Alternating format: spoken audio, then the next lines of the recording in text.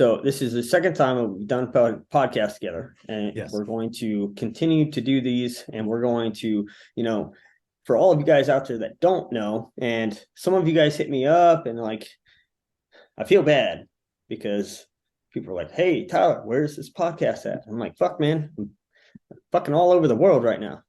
And sometimes I just don't got time. I get tired, or I'm just like, what do I talk about? Like how many times can you talk about the same thing before you're like, how many times I'm going to keep talking about this shit? Yeah. No, absolutely. But I sometimes have to take a step back and put myself in the mindset where I'm like, okay, not everybody has heard this podcast before, and they might not want to go back 2 or 3 years and listen to this episode where I talk about prone fundamentals or recoil management. So it's not like we're redoing it. We're just reinforcing it and expanding to a new listener base, right? So for everybody that is watching this episode, we are going to hold each other to that. We have to do this once a week minimum. Yes. And it's not really holding each other to a standard. It's more like shaming each other into submission, right? Absolutely. Yeah. We're all about that shame game. So this is the Max Ordinate Precision Rifle Podcast. Today is Monday, Martin Luther King Day. I don't know the actual date. I think it's January 19th. Is that correct? I think it's the 16th, but you can correct me if I'm wrong. It is the 16th. Man, I'm like lost 3 days. I had to look at my calendar because I don't know. Lost 3 days, man. Last night was rough. But so Martin Luther King Day. Couple of the things that I want to talk about is one, like, let's start with things that may not really pertain to precision rifle. How big of a conspiracy theorist are you? Well, I'm huge. And I wouldn't say I'm a conspiracy theorist as much as, you know, if you think the government's batting 1,000 and they are fucking telling you everything, then you are crazy. Okay, There's so some shit that there's some shit that they just ain't gonna tell you. So, I so I'm believe. trying to go deeper than just the government. I'm looking at like not I'm looking at things that they're not telling us, right? So like for example, there's two things that are kind of like in the news right now, and I know that there's always media coverage on shit to try and get our focus off of something else, right? And I believe that to be 100% true. I don't trust the media, and this is not a conspiracy theory podcast or anything like that, but hear me out on this. What's the big story in the news right now? Well, pick one. I would say that, classified information just hanging out In garages with Corvettes. yeah. I would say that's a pretty Okay. big story right now. And that's kind of got like everybody's attention. So what is all of this stuff that's happening right now, right? The media is focused on what? I mean, did you know that a plane crashed over in Nepal today? Yes. So we got, Yesterday. and I don't think that, the plane was intentionally crashed or anything. I'm just saying, like, the media chooses things to promote and like elevate so that they're kind of redirecting where our focus is at. And, Correct. so I started seeing different things. And one of those is like, Washington is trying to push, and I believe Colorado is trying to do the same thing here early in 2023, where they're trying to ban assault weapons, right? What they call assault weapons, and I don't know what Yes. the definition is for each one of these different states, right? But Mhm. you would think, especially after like when they write these bills, it's like, we're going to ban assault weapons. We're going to do this so that you can't buy these things. And we're going to limit how many rounds you can have in a magazine. And we're going to do all of this stuff. And all of these things have been failing in California. So why are these other states trying to do the same thing that has been failing in the court system in California? You know what I'm saying? Like, I feel like we're at a point where they're just doing it to implement a law and then drag it out through the court system for however long they can get away with it. You know what I'm saying? Yeah, because I mean, if you look at the way they name the bills, right? So the one in Colorado, and I could be wrong, but I believe it's called the Safe Schools Act. And of course, like, who's not going to vote for an act called the Safe Schools? I would vote for it. I mean, it's a Safe Schools Act, of course, right? So until you start reading into what it actually is, and they just keep trying and trying and trying until it gets passed, and then it'll get fought and eventually turned over. But they don't they don't care. They have nothing else to do, and they just want to take guns. That's Yeah. it. Period. And they're just tying this shit up in the legal system. Yeah. Yeah. So the other thing, and you saw that I posted that meme yesterday that was, talking about being ungovernable because of the pistol brace buttstock and the gas burning stove. Yes. All right. So I read something that kind of got that conspiracy theory mind of mine working. It was like, hey, why are they trying to ban gas stoves? Well, because they can't easily turn off natural gas to your home. They have to come to your home to turn the gas off, right? But if everything is based off of electricity, boom, they can turn your power off in an instant, and now they have more control of you. Like, isn't some of this shit a little crazy? It's always been about control, whether they're pushing EVs, whether they're pushing, no more natural gas, and it's got to be electric stoves. It's all about control. It always has been. Oh my goodness, dude. I mean, the social credit system is, I don't want to say it's going to be implemented, but that's what they've been trying to do forever. So if they can control, your access to things, then they can control you. Yeah. The California power grid right now can barely handle all the people that it has in the summertime. Yet they want everyone to buy electric cars, and then they tell you not to plug them into the wall. And here's my favorite. So we got solar last year, and we thought we were doing what we should be doing. We're going to not necessarily get off grid, but we're going to, spend $30,000-$40,000 on solar panels and save a little bit of California's grid, some a little bit of headache. So we get solar. She wants an electric car, not because she cares about the environment, but because she hates getting gas. Cool. We get an electric car. And now California is trying to tax anybody that has solar for using solar, because we're not paying into the maintenance and the welfare of the electrical grid. So now we're being punished for being on solar, and it's actually it hasn't passed, and I don't know if it was dead upon arrival, but we have paid more this year since we've gotten solar in our electrical bill, because we do, I think it's called net. So we feed into the grid, and then we just take back, and then they get us a bill either more or less at the end of the year. Well, our bill this year was like $2,000. Yeah. But we didn't spend that much on electricity the year before. Yeah. But and we've got solar. Yeah. Dude. So Team Moy, I haven't heard from Russ or Nick, but Vanessa, her natural gas bill in December, I think it was like $55, $56, right? Natural gas. And you got the holidays, so the weather's, it's a little bit colder. That's not insane, right? It's California. Yeah. So she runs the heater a little bit, she turns the fire on, whatever. Like, January 1st hits, and she's getting emails, right? That the gas prices have gone up, and here is your projected bill. So her bill went from $56 average monthly, right? Even historically, look at the previous years, to, your estimated total for this month will be $404. Holy shit, for natural gas? Yeah. It's her and her roommate living in her home, right? That is insane. So like, oh my God. So what are these prices going to do? I mean, just talking with her instantly, what do you think her first thought was? I need to look into getting electrical appliances, like electric water heater. I'm going to turn my natural gas all the way down. Like, oh my God, I got to, because, whether we're in a recession right now or we're just in a market downturn, either way, like, the housing market not doing very well. People don't have as much money as they had in previous years. Government, stopped handing money out to people, so like, when you see those price changes at such a drastic turn, especially when you think about like, older individuals, people who are not well off, but they're not doing bad, but they're living off of Social Security, pension, whatever it is. But Yeah. that's a fixed income.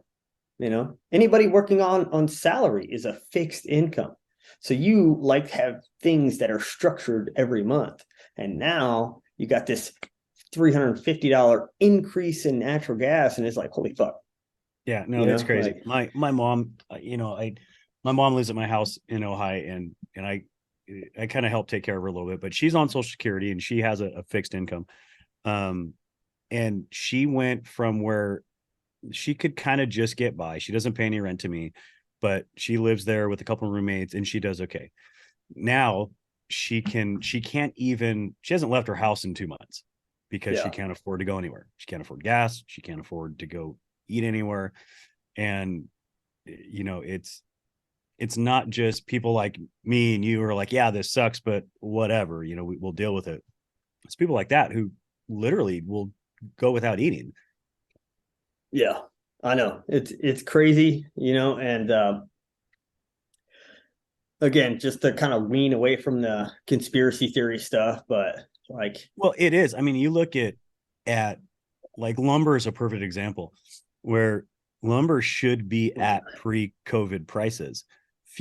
Lumber futures are all pre-COVID prices right now.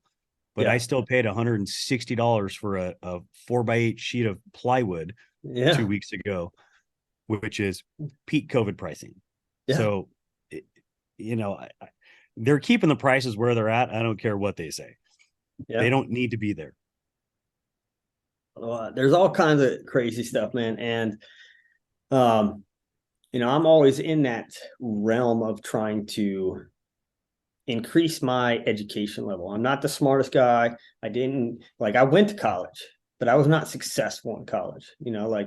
I tried to take classes on business. Like I wanted to get a business degree, use my GI Bill and feel good about having a degree.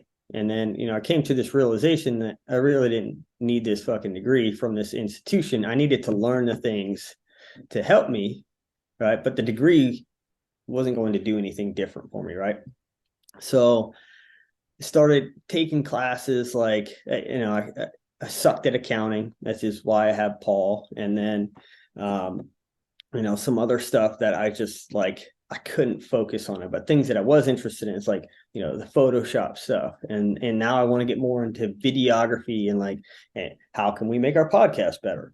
But other things is there's so much resources out there in terms of education online. You have to search for one. You have to actively go and find it. YouTube's not going to reach out to you and say, hey, Tyler, you want to learn about the stock market today and, investing in real estate. So, you have to go seek it. And now you can listen to all of these people talk about these different topics that you want to learn about. And it's kind of like being in the precision rifle arena or pistol or carbine or whatever. Like how many different people are putting videos out there, right? Yeah. And how do you know who's giving you good shit and who's blowing smoke? It's tough to sift through it. I mean, I can sit on Instagram and I can watch. And here's the problem is I can hop on YouTube, Instagram, Facebook. I don't go on Facebook, but any of those platforms. And I can see any number of qualified individuals that are putting out garbage information. And it's disheartening because these are people that have followings that have, for the most part, their lane. And when they stay in it, they're good. But then they start diving into the, what's the hot new thing of the season. And for right now, it seems to be everybody is hopping on the precision rifle bandwagon. And so it's almost back to that, regurgitated information that I see all these videos. I'm like, that dude's a really good instructor or a really good source of information. Why is he putting out this? And so unless you're just exactly unless you don't know. Yeah. So if you don't know, then you've got these 15 different people putting videos out there, giving you hints and tips and tricks and all this stuff.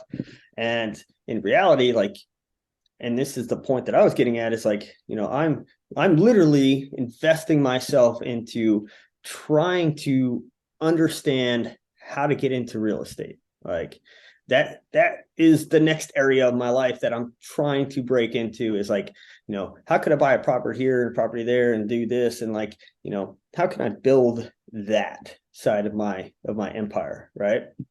And you can't just take people's word for it. You have to take what they say. You have to write down these notes, but then you have to go and prove out what they say. You know what I'm saying? Yes, Like, you got to verify it all.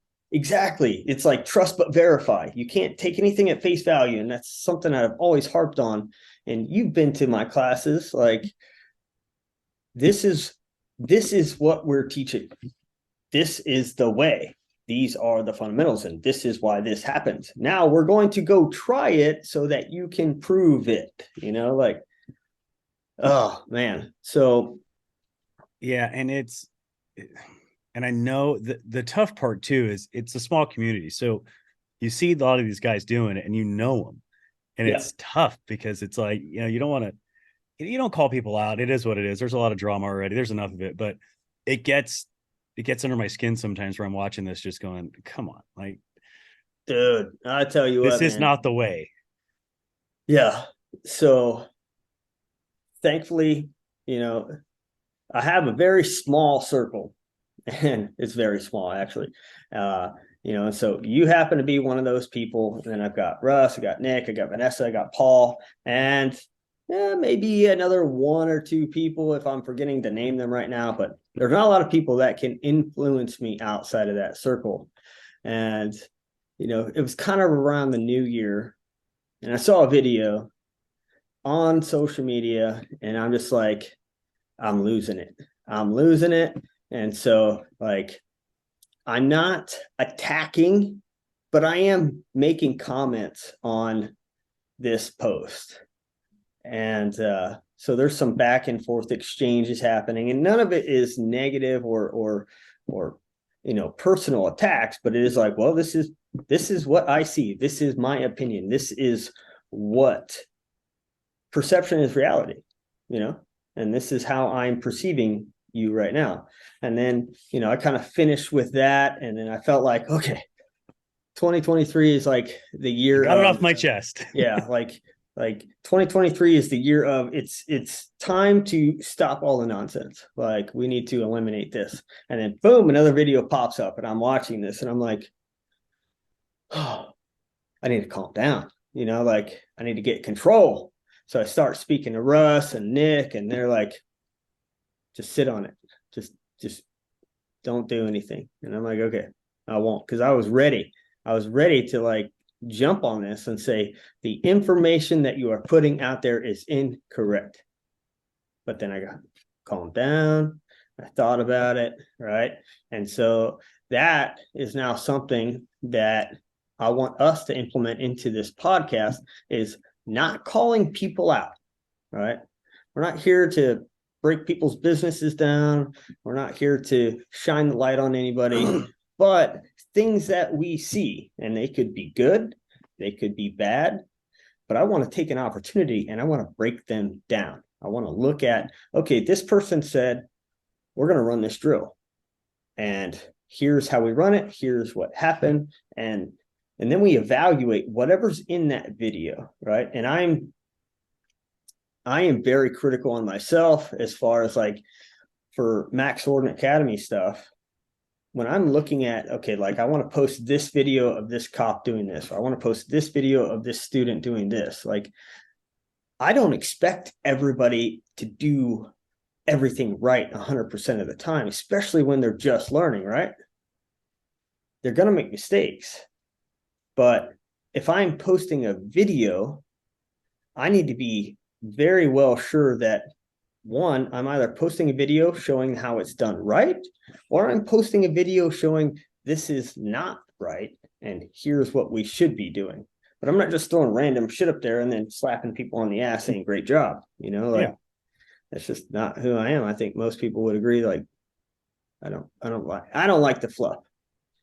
So part of our weekly shit is going to be taking some videos, whether it's carbine, pistol, in-house tactics, like wherever our expertise can be implemented the best, or if we bring in an outside person to help us out.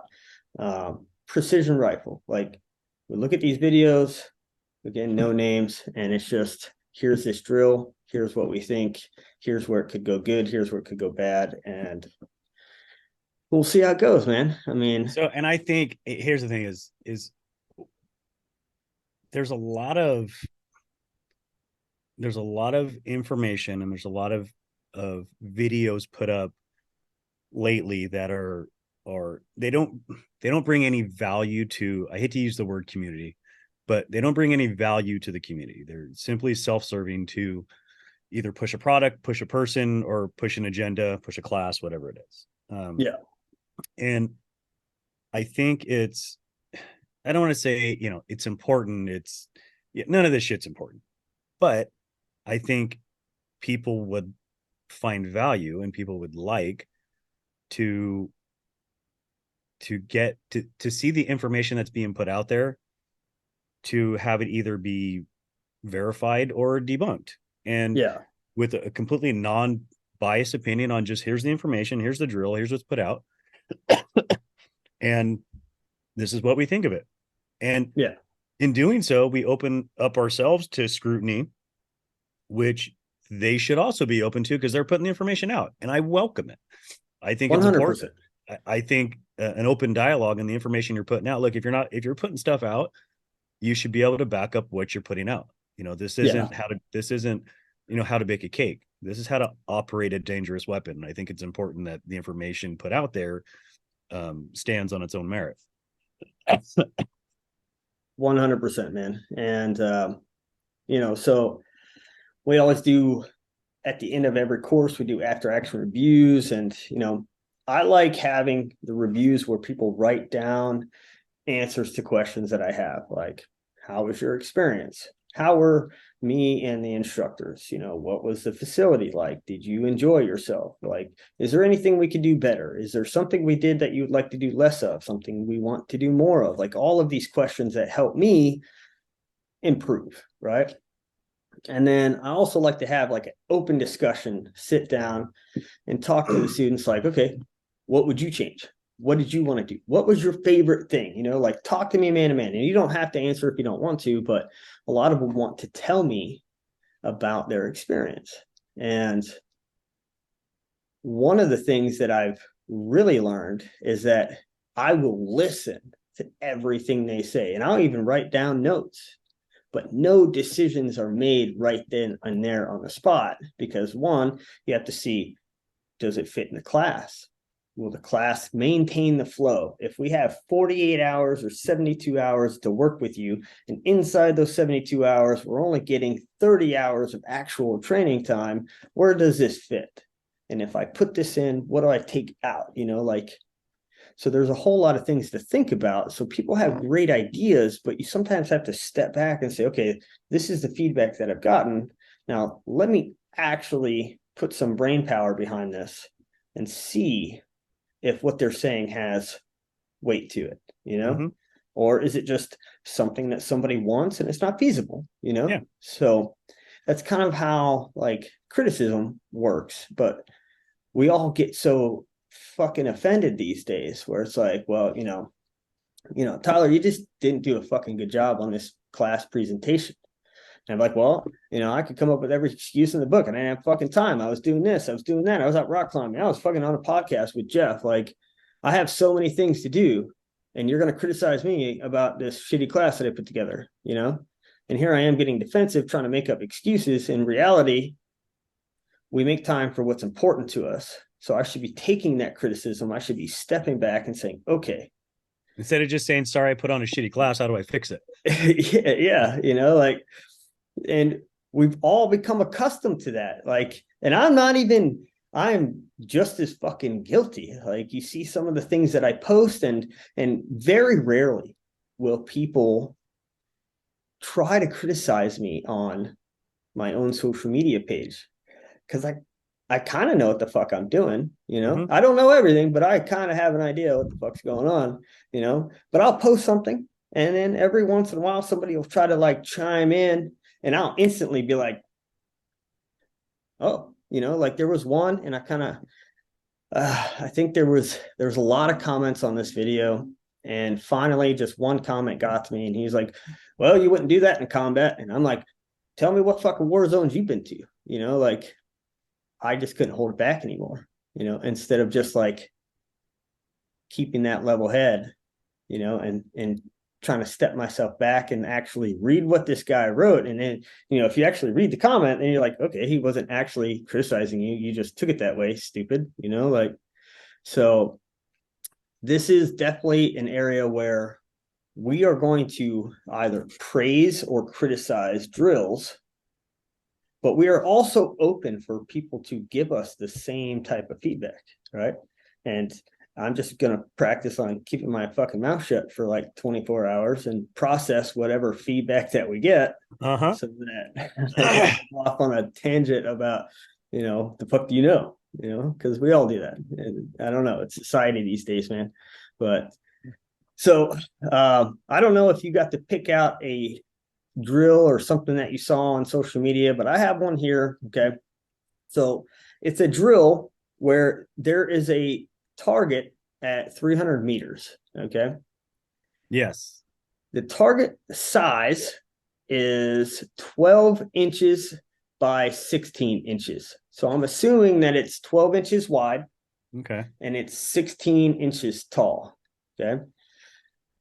So before I move any farther in the description, what that tells me right now is that this target is 4 minutes of angle wide Yes.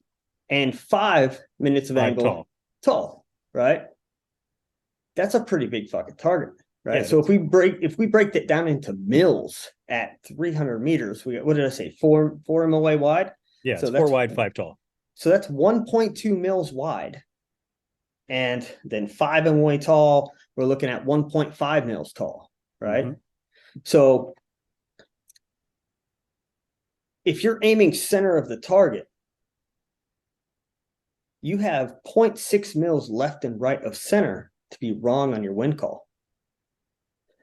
Depending on what caliber you're shooting 223, shooting 308, you're dealing with like a 3 or 4 mile an hour gun. You know, it's going to take 6 to 8 mile an hour wind just to blow you to the edge of the target. Yeah.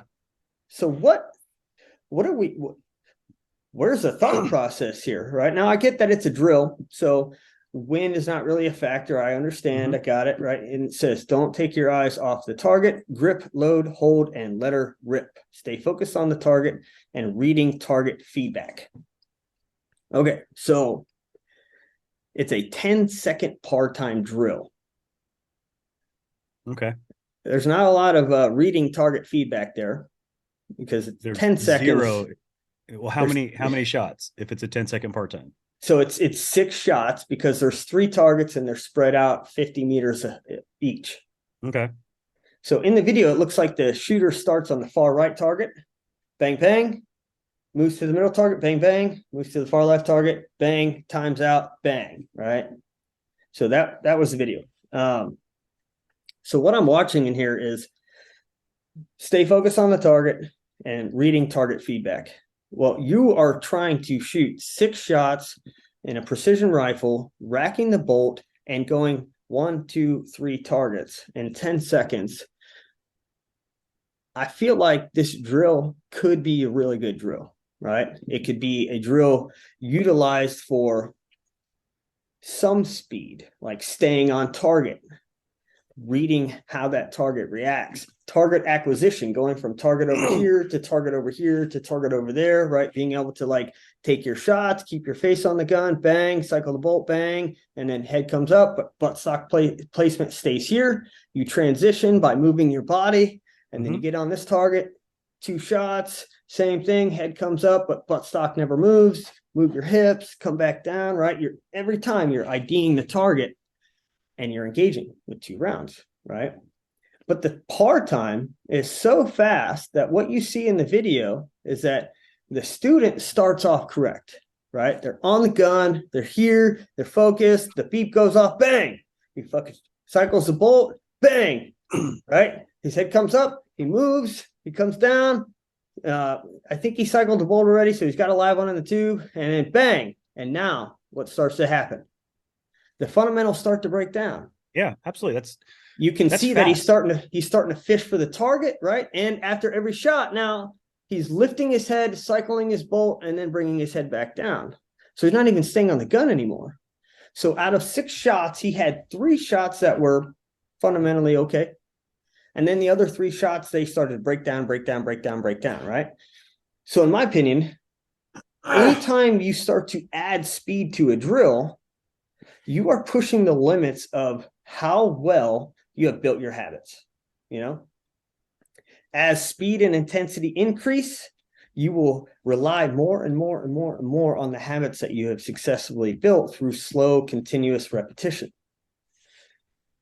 And it's proof in the pudding right here. The guy didn't even make the time, right? And he doesn't have to even focus on his breathing, his trigger press. He doesn't have to focus on any of that because the fucking target is 1.2 mils wide. Yeah.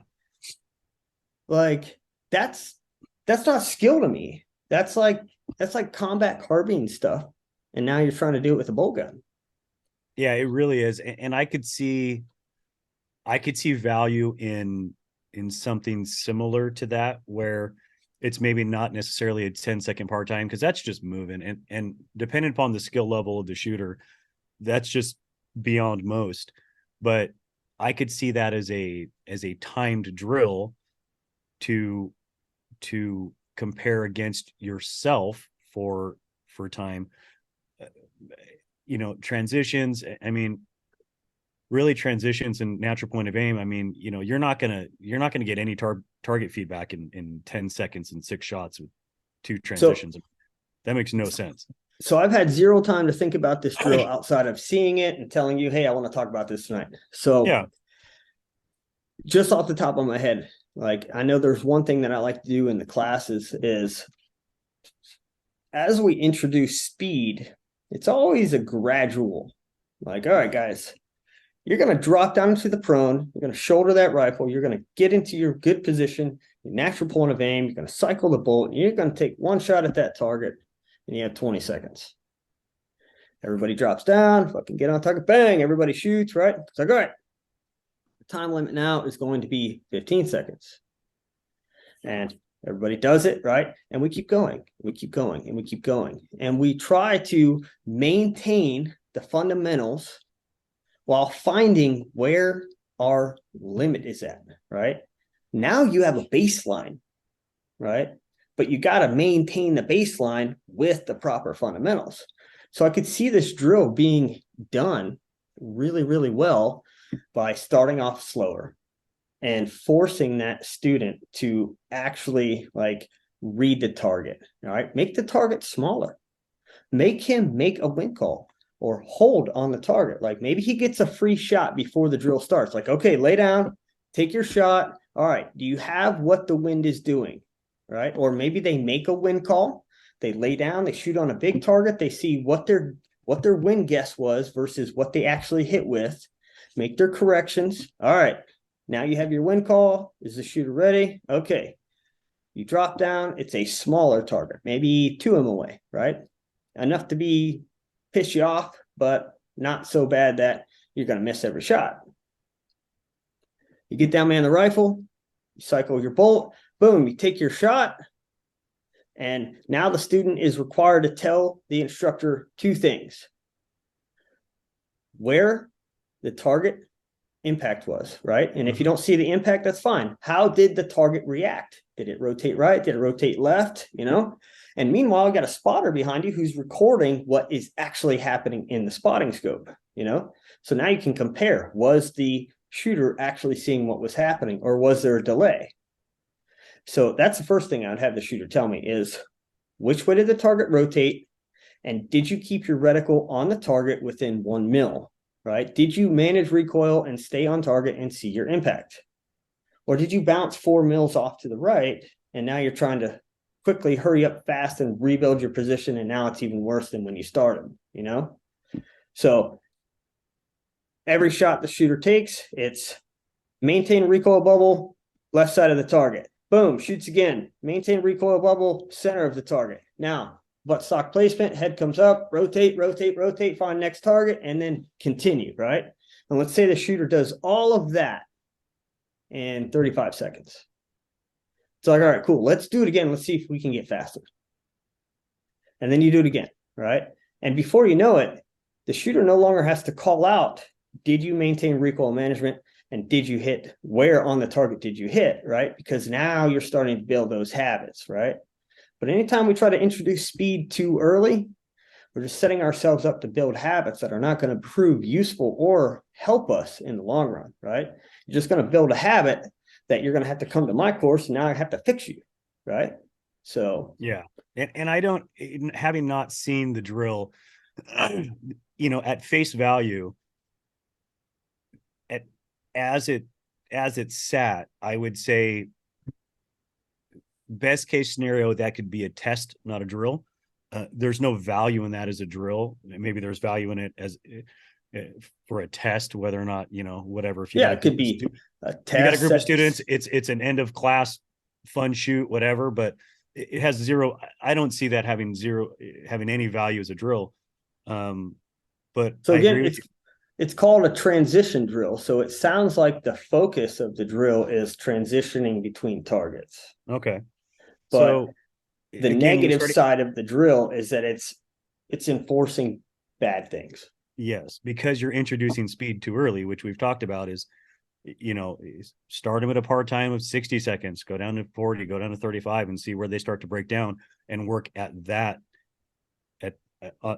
time where they start to break down in order to create good habits. But pushing them too fast is just going to create bad habits that we got to fix. Yeah. So, I mean, that's one of them. That was a video that caught my eye, and it was a good video to say, like, this was the prescribed intent behind the video, and this is how I see it having a negative effect, right? And not only does this help people who listen to this episode, but at the same time, like, I have how many different drills on our website that are free. You can print them off. You can go to the range and shoot an 8.5 by 11 piece of paper, and you can run different drills. And now, not only does seeing these drills like help me evaluate what I see, but it's also helping me go back and look at some of the things that we put up from years ago and say, is there any bad habits that we were reinforcing in some of these paper drills? Like, do we need to fix anything? Or it's a good evaluation of yourself. Maybe I want to come up with a new drill, and this is going to be the focus, right? So, I mean, yeah. So that was one video. The second video is it's not really a drill. The video was talking about magnification, and the way it was presented in the video, and I'm looking at it right here, is talking about like how much magnification should you have. And I've always talked about magnification as it is a personal preference. Maybe Jeph likes to shoot on fucking 8 power because he doesn't use any of the hash marks on his reticle except for the crosshair. Like, that's all he needs to see, because he's shooting a laser beam 22-250 and he's killing coyotes at 300 meters, and it's just going to hit whatever he's aiming at, right? So we just need a crosshair, right? So maybe you like 8 power because it gives you a wide field of view to spot that coyote. Maybe I am a competition shooter and I'm shooting a target at, 7, 8, 900 meters, however far away it is. And I want to increase that magnification so that I can see more, right? I can get a precise measurement if I miss from where I aim to where I impacted, and then drag and drop and get my hit, right? I can also use that precise measurement to get a better idea of where I went wrong with my wind call. Magnification can help me see the bullet trace, right? So I'm not afraid of magnification. I have a 7 to 35 power Leupold Mark V. And I will use that bitch on 35 power whenever I feel like it. And I'm not afraid because I built habits that when I get into my position, before I ever look through the scope, man, before I ever look through the scope, I set that rifle up and I will orient my body and my rifle looking over the scope, right? And I might have the rifle already in position, but my head is above the scope line and I'm looking at the target. I'm lining everything up, my body, my rifle. So then once I actually get down in my position, I'm on the damn target, or I'm pretty close to it. So I built that habit over time. And then on top of that, understanding like what position am I in? Am I in a prone? Am I shooting from a tripod? Am I shooting from some weird obstacle? Like, how is that position going to affect my recoil management? And what do I need to do to mitigate how much the rifle will move, right? Because this is not the first episode where I talked about it. I preach it to the Marines that I've been instructing. I've been pushing it for years, right? 1 mil bubble. From your point of aim, after recoil is over, your rifle should settle down within 1 mil of your aiming point. So knowing that I need to have the buttstock location in the right spot, I need to have my body set up the right way to absorb that recoil. I need to use my non-firing hand to hold that muzzle down if my position is compromised, right? So if I'm on 35 power and I'm shooting at a 400-yard target, I take the shot, and because I've applied the fundamentals, I'm right back onto that target. I don't need to power down to see my impact, my miss. I don't need to do that because I'm doing everything else right. So I brought this video up because I felt like telling people to power down so that they could see more and they could see their impact or see their miss was really just a let's pull a blanket over these dirty fundamentals that you have and we'll make it feel better. And I was going to say, you'll see a lot of guys with bad fundamentals that are good shooters. Some of their basics are poor, and you watch those guys run that magnification back and forth. You see matches, and they're just, back and forth constantly, and they're masking a couple things that they wouldn't have to do that if they just set a few more fundamentals in place. Absolutely. Dude, I'm a big magnification guy. I usually run, if I can run at full power, I will run at full power. I'll run as high up as I can. And if it's, pending low light and I just need a little bit more light to come in, that's how I've always trained. That's how I've always shot. So, I'm kind of the same with you, where I get myself lined up and I put my fundamentals to work so I don't have to run that magnification down all the time. Just for me, it just takes too long and I don't like doing it. I'm in the same boat. The competition side, you have X amount of time to do shit. Hey, you got 2 minutes. You got 90 seconds. You got this much time to do this much work. And for me, I'd rather spend my time building a good position and focusing on what my wind call should be and what my correction should be and not worrying about messing with the magnification. So you'll see, like, my scope is, you could JB weld that bitch at 23 power and I would be okay because it doesn't come off at 23 power anyway. Like that's kind of like my sweet spot.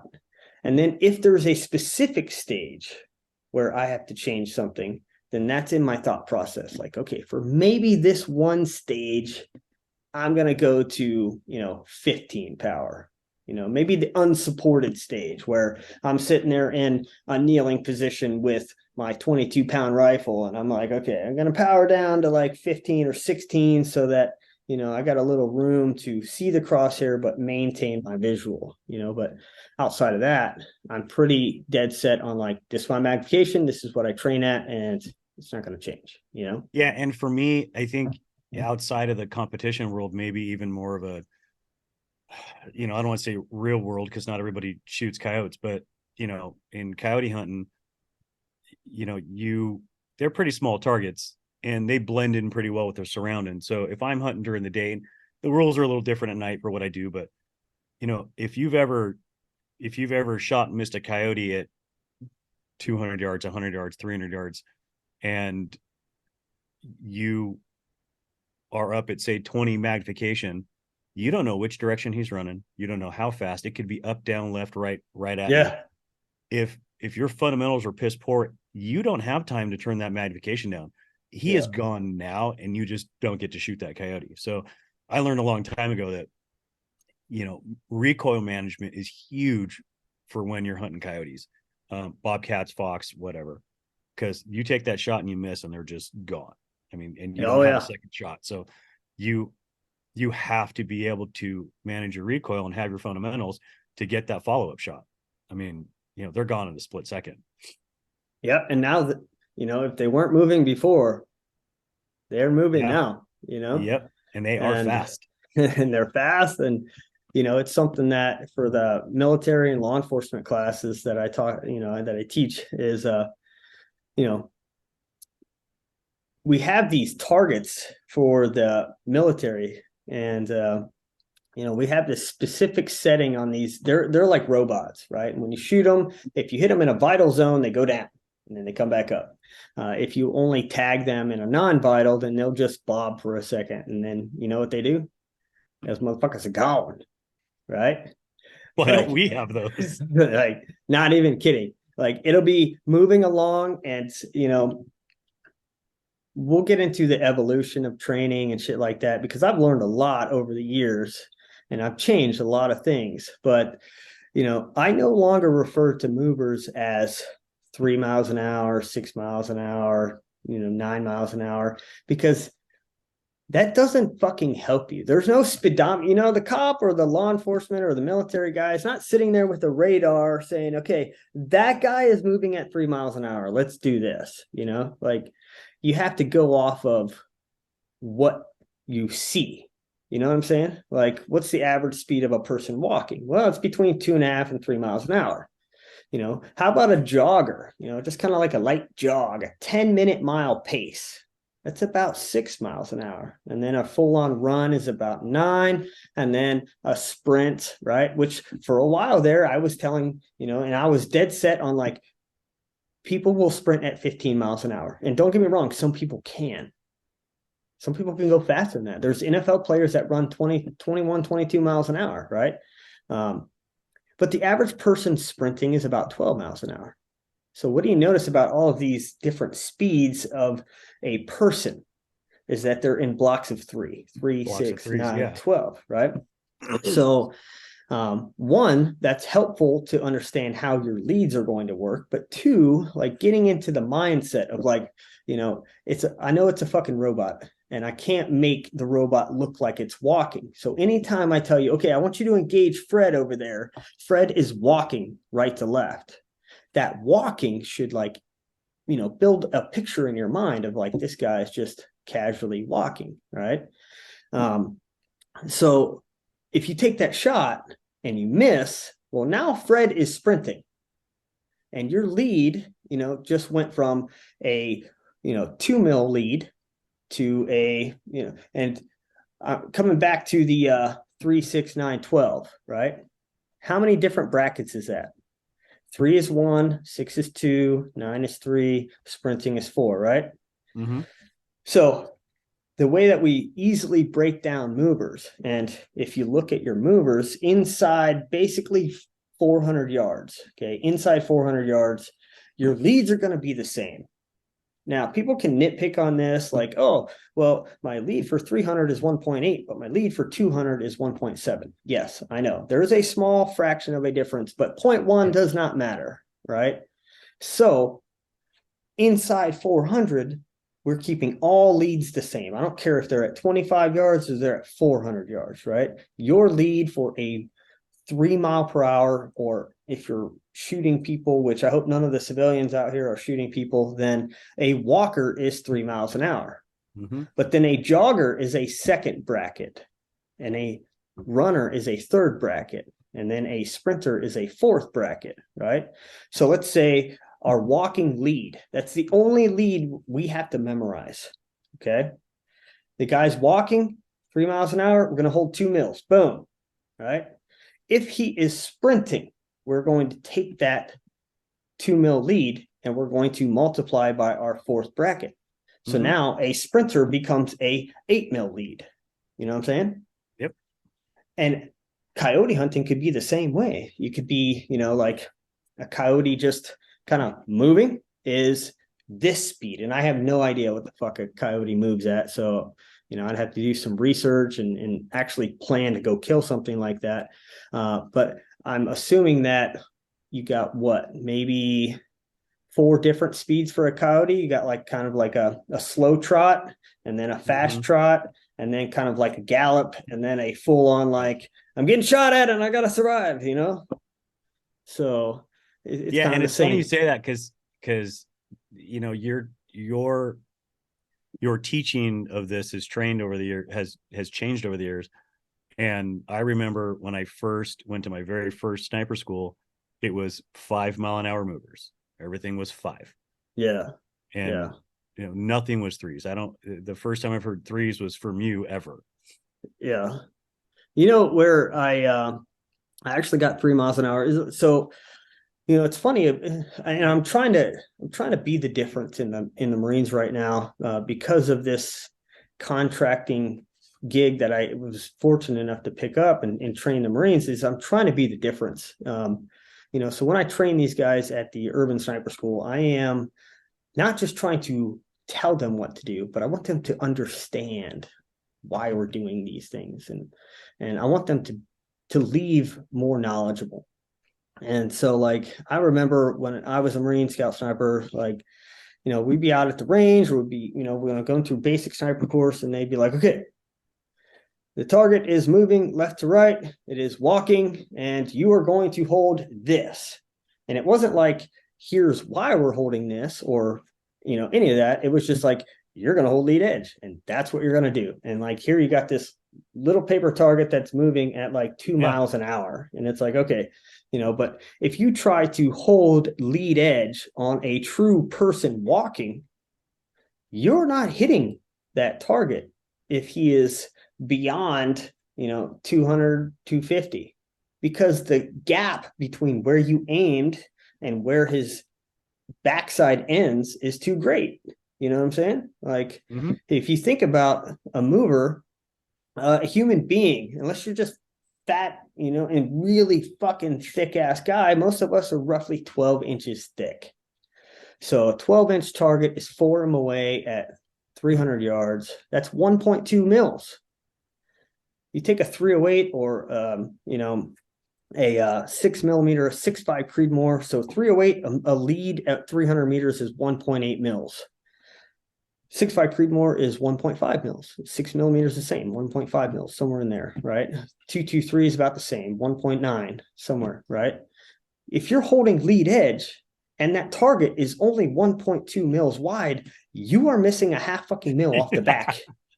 Like, the target is not big enough for you to hold lead edge. It just doesn't work that way,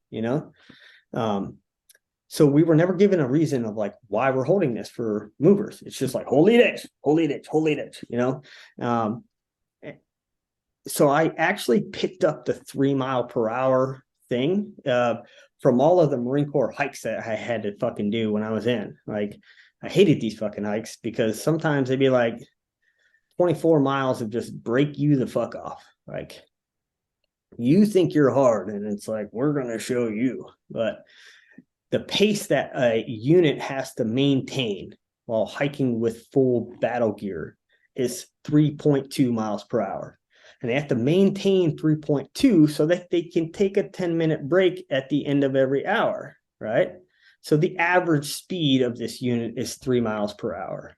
And so I started thinking about that. I'm like, well, that's I remember me, and I got short ass fucking legs. My pack weighs just as much as I do, because I just didn't weigh that much. And so, like, I remember just fucking like stepping it out. And I'm like, oh my God, 3.2 is just so fast.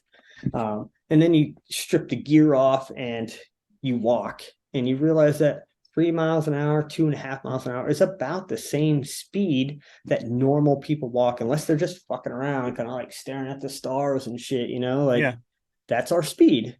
So why wouldn't we train to those speeds, versus like you were saying, all right, we're going to shoot this 5 mile an hour target. It's like, well, what's 5 miles an hour, And that's the other thing. It's like, I know that a lot of the Marines today, they don't have, um, the wars are over. There's not a lot of combat vets left. And, you know, I'm not big into war stories, but when I'm with the Marines, I feel like I can share things of my experience with them. And, I remember quite a few times there's two instances that come to mind. And, unfortunately, they were both misses. And, one of those instances where we have two males walking across this field, they have weapons, they're meeting all of our rules of engagement. And we take the shot, and it's a miss. The guy doesn't sit there and wait. He doesn't stop moving and say, "What just happened?" Yeah. Those guys ran, Are fucking gone. they would have beaten Usain Bolt if he was next to them. Like they were gone. So same thing. Another instance, and this was a little bit farther of a shot. It was like 910 meters. I remember taking this shot, and the guy was standing still. It was just I made a bad wind call. And I didn't get the hit, So I took the shot and I'm watching and I just see the wall explode next to him. And then that motherfucker's gone, like there's no time to cycle my bolt and try to send another round They because he disappear is just fast.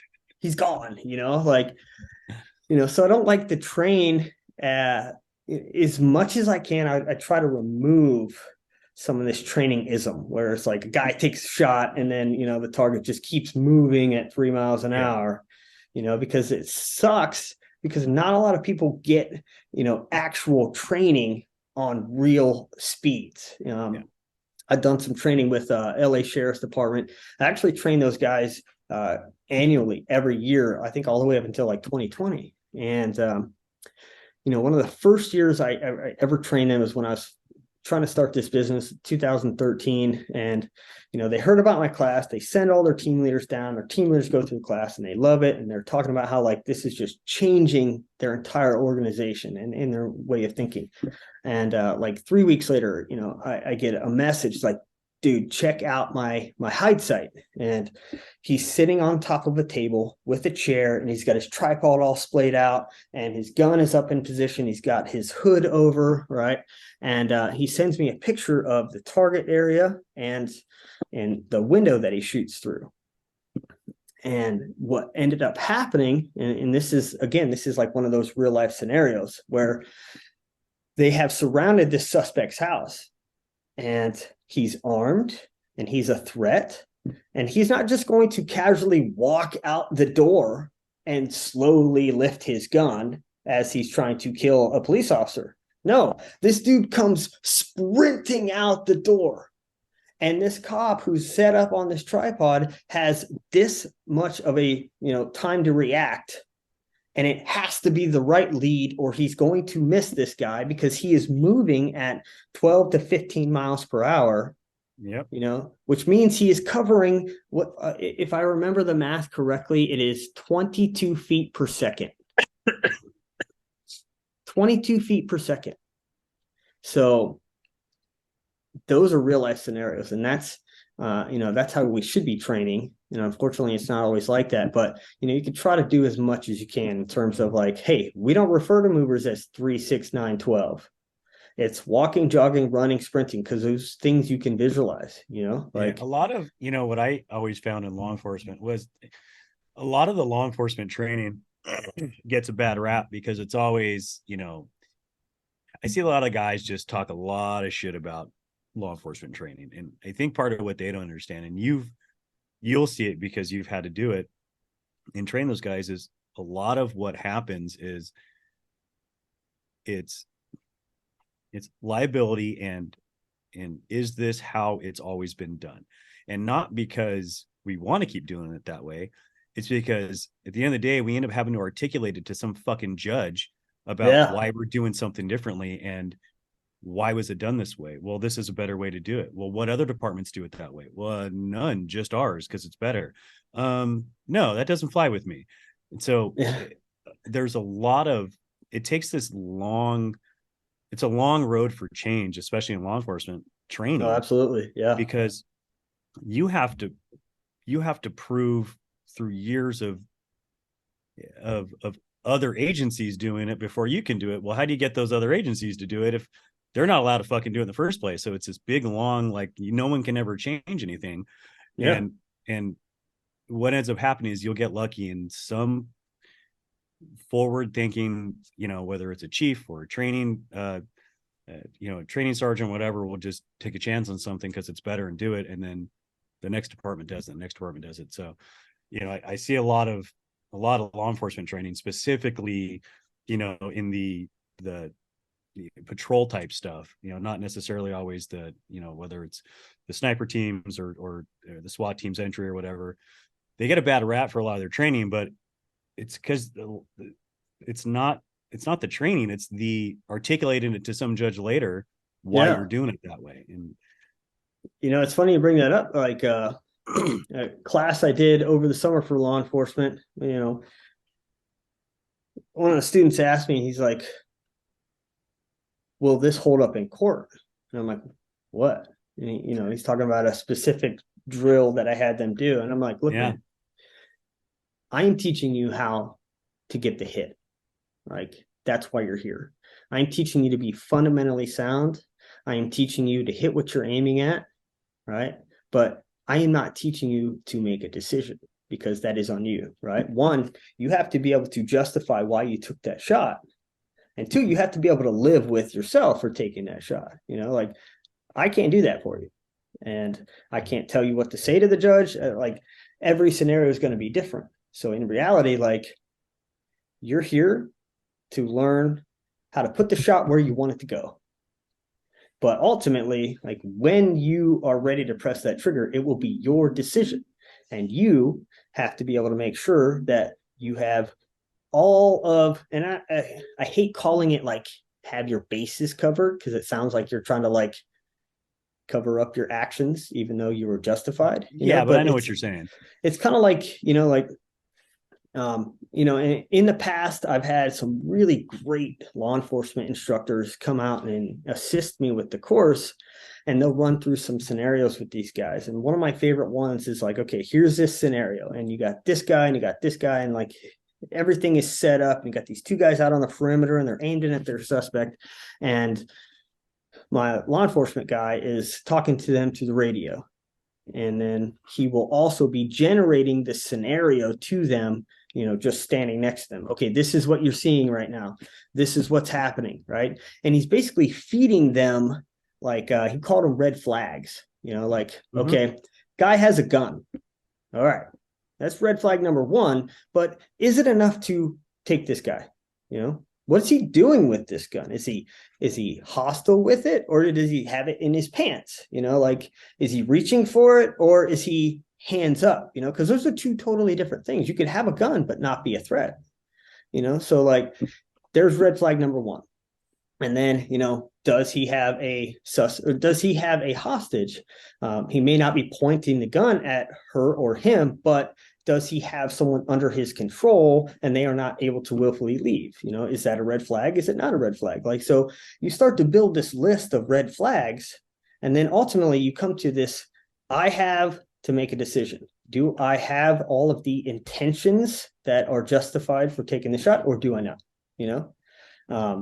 So it's just awesome that you brought that up, because that is not something that I want anybody to think that a max ordinance course is. Like, we don't make these decisions for you. Like, I'm not a cop, and when I was a gun wielding motherfucker overseas, I promise you, my rules of engagement were far different than here in America.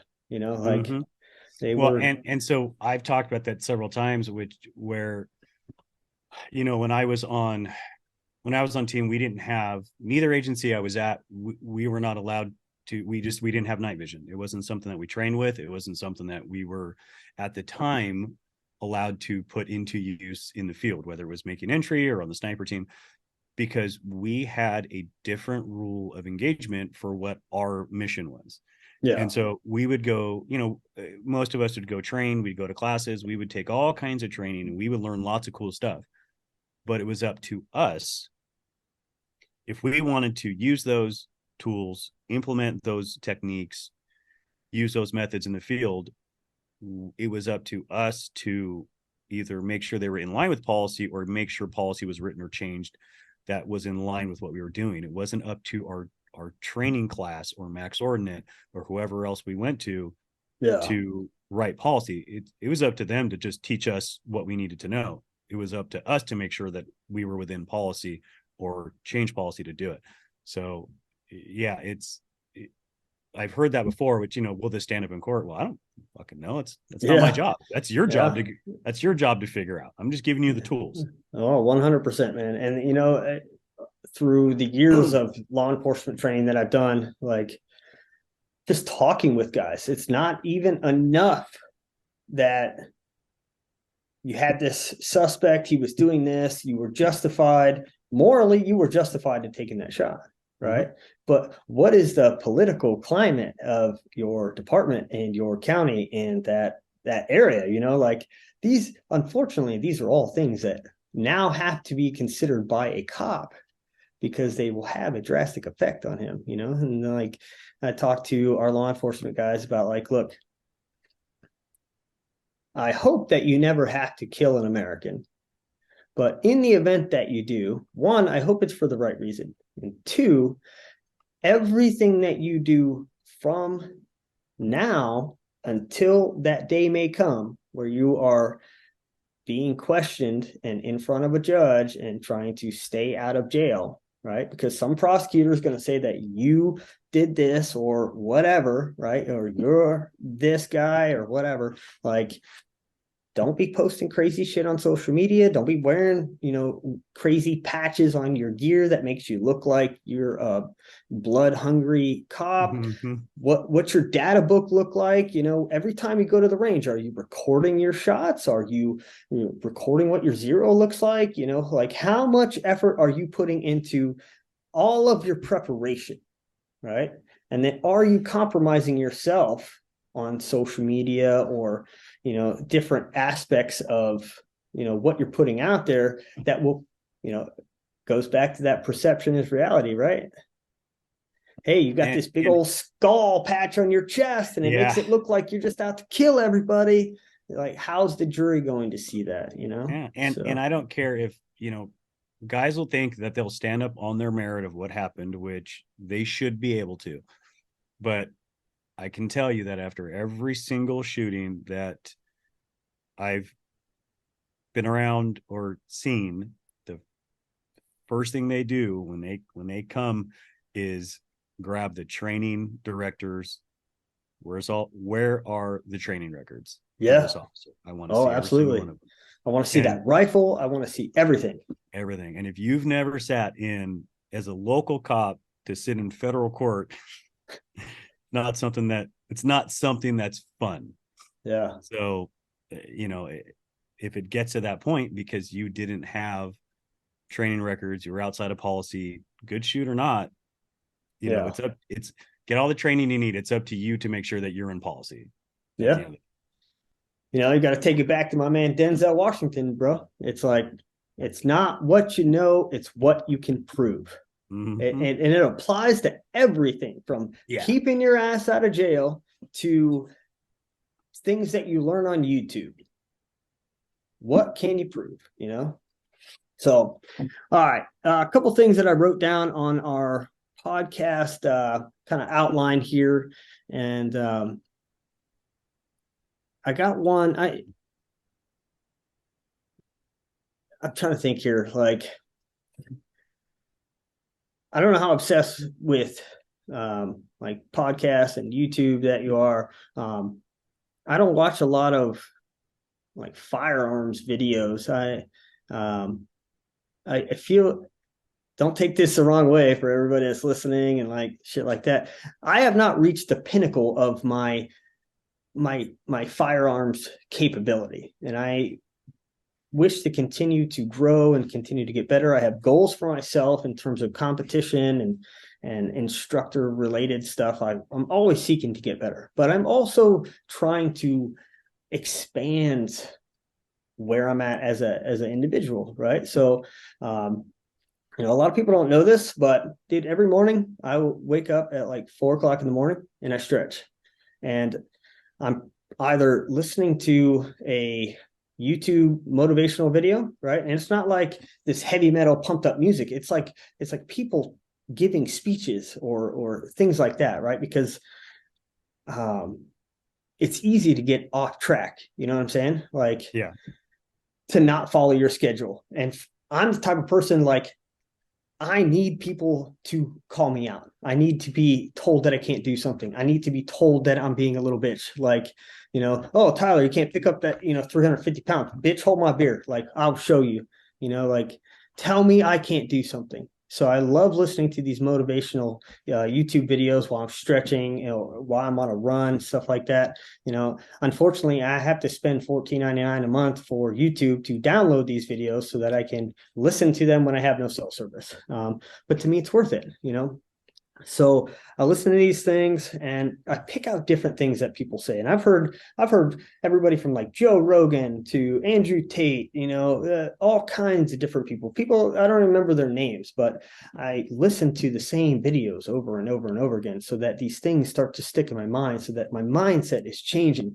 And a couple of things that I picked out that really stuck with me is, one is you got habits and rituals, right? Mm-hmm. And then you have consistency and intensity. And I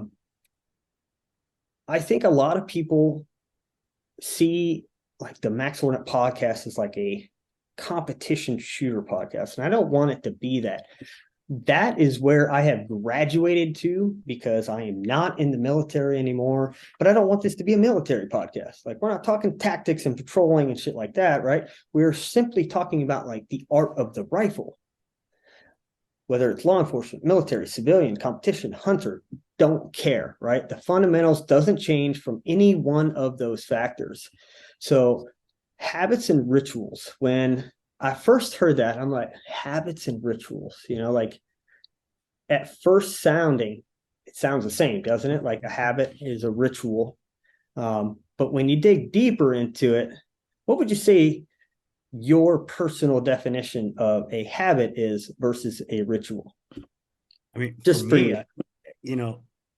a habit would be something that really I do while I'm kind of on autopilot. It's just a habit.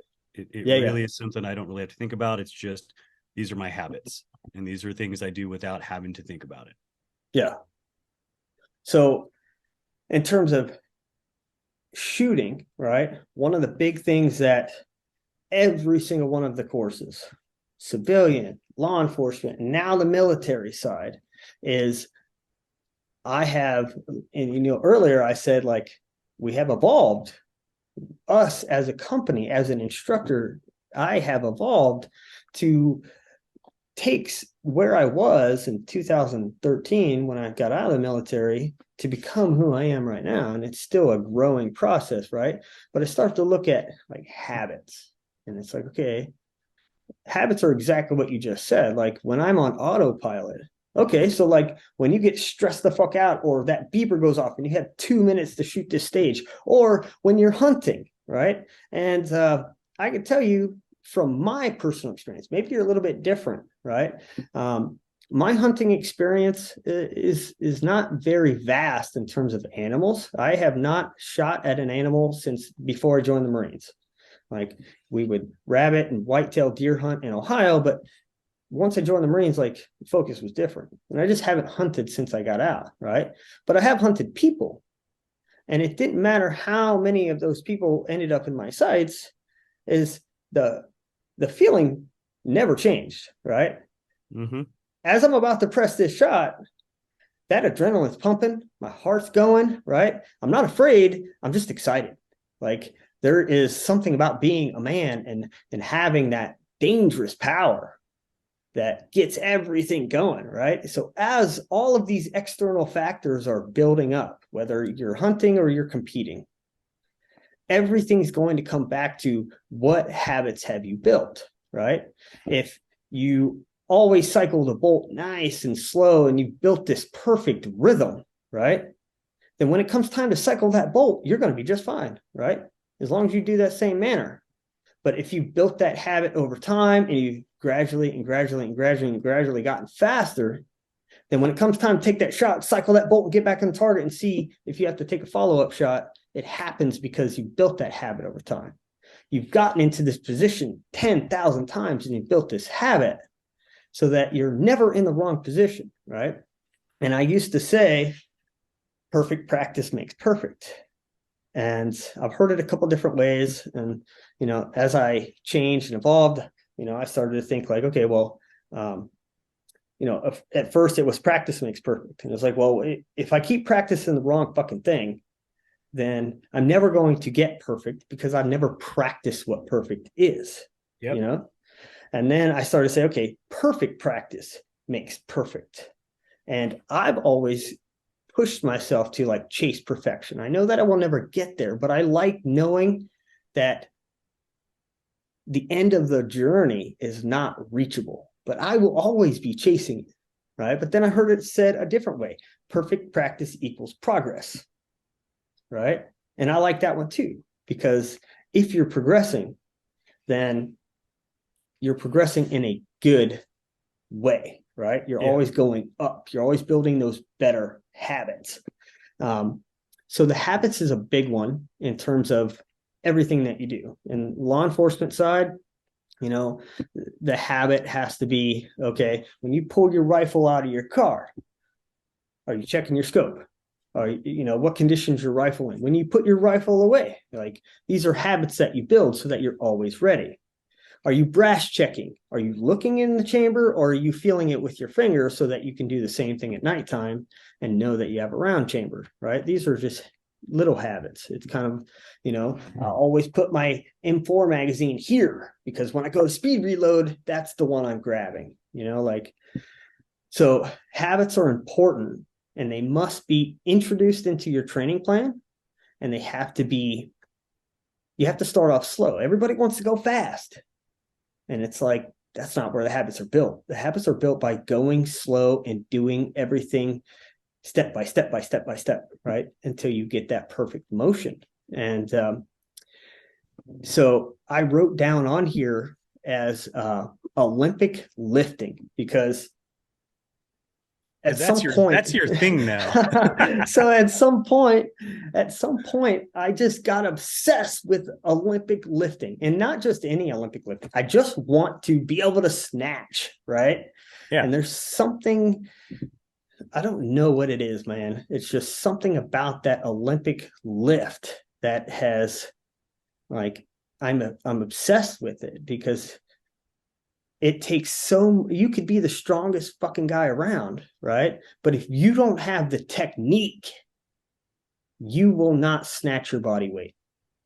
I don't care how strong you are. You will not snatch your body weight if you do not have the technique to do that lift, right? And then you run the risk of hurting yourself. So I've become obsessed with this Olympic lifting.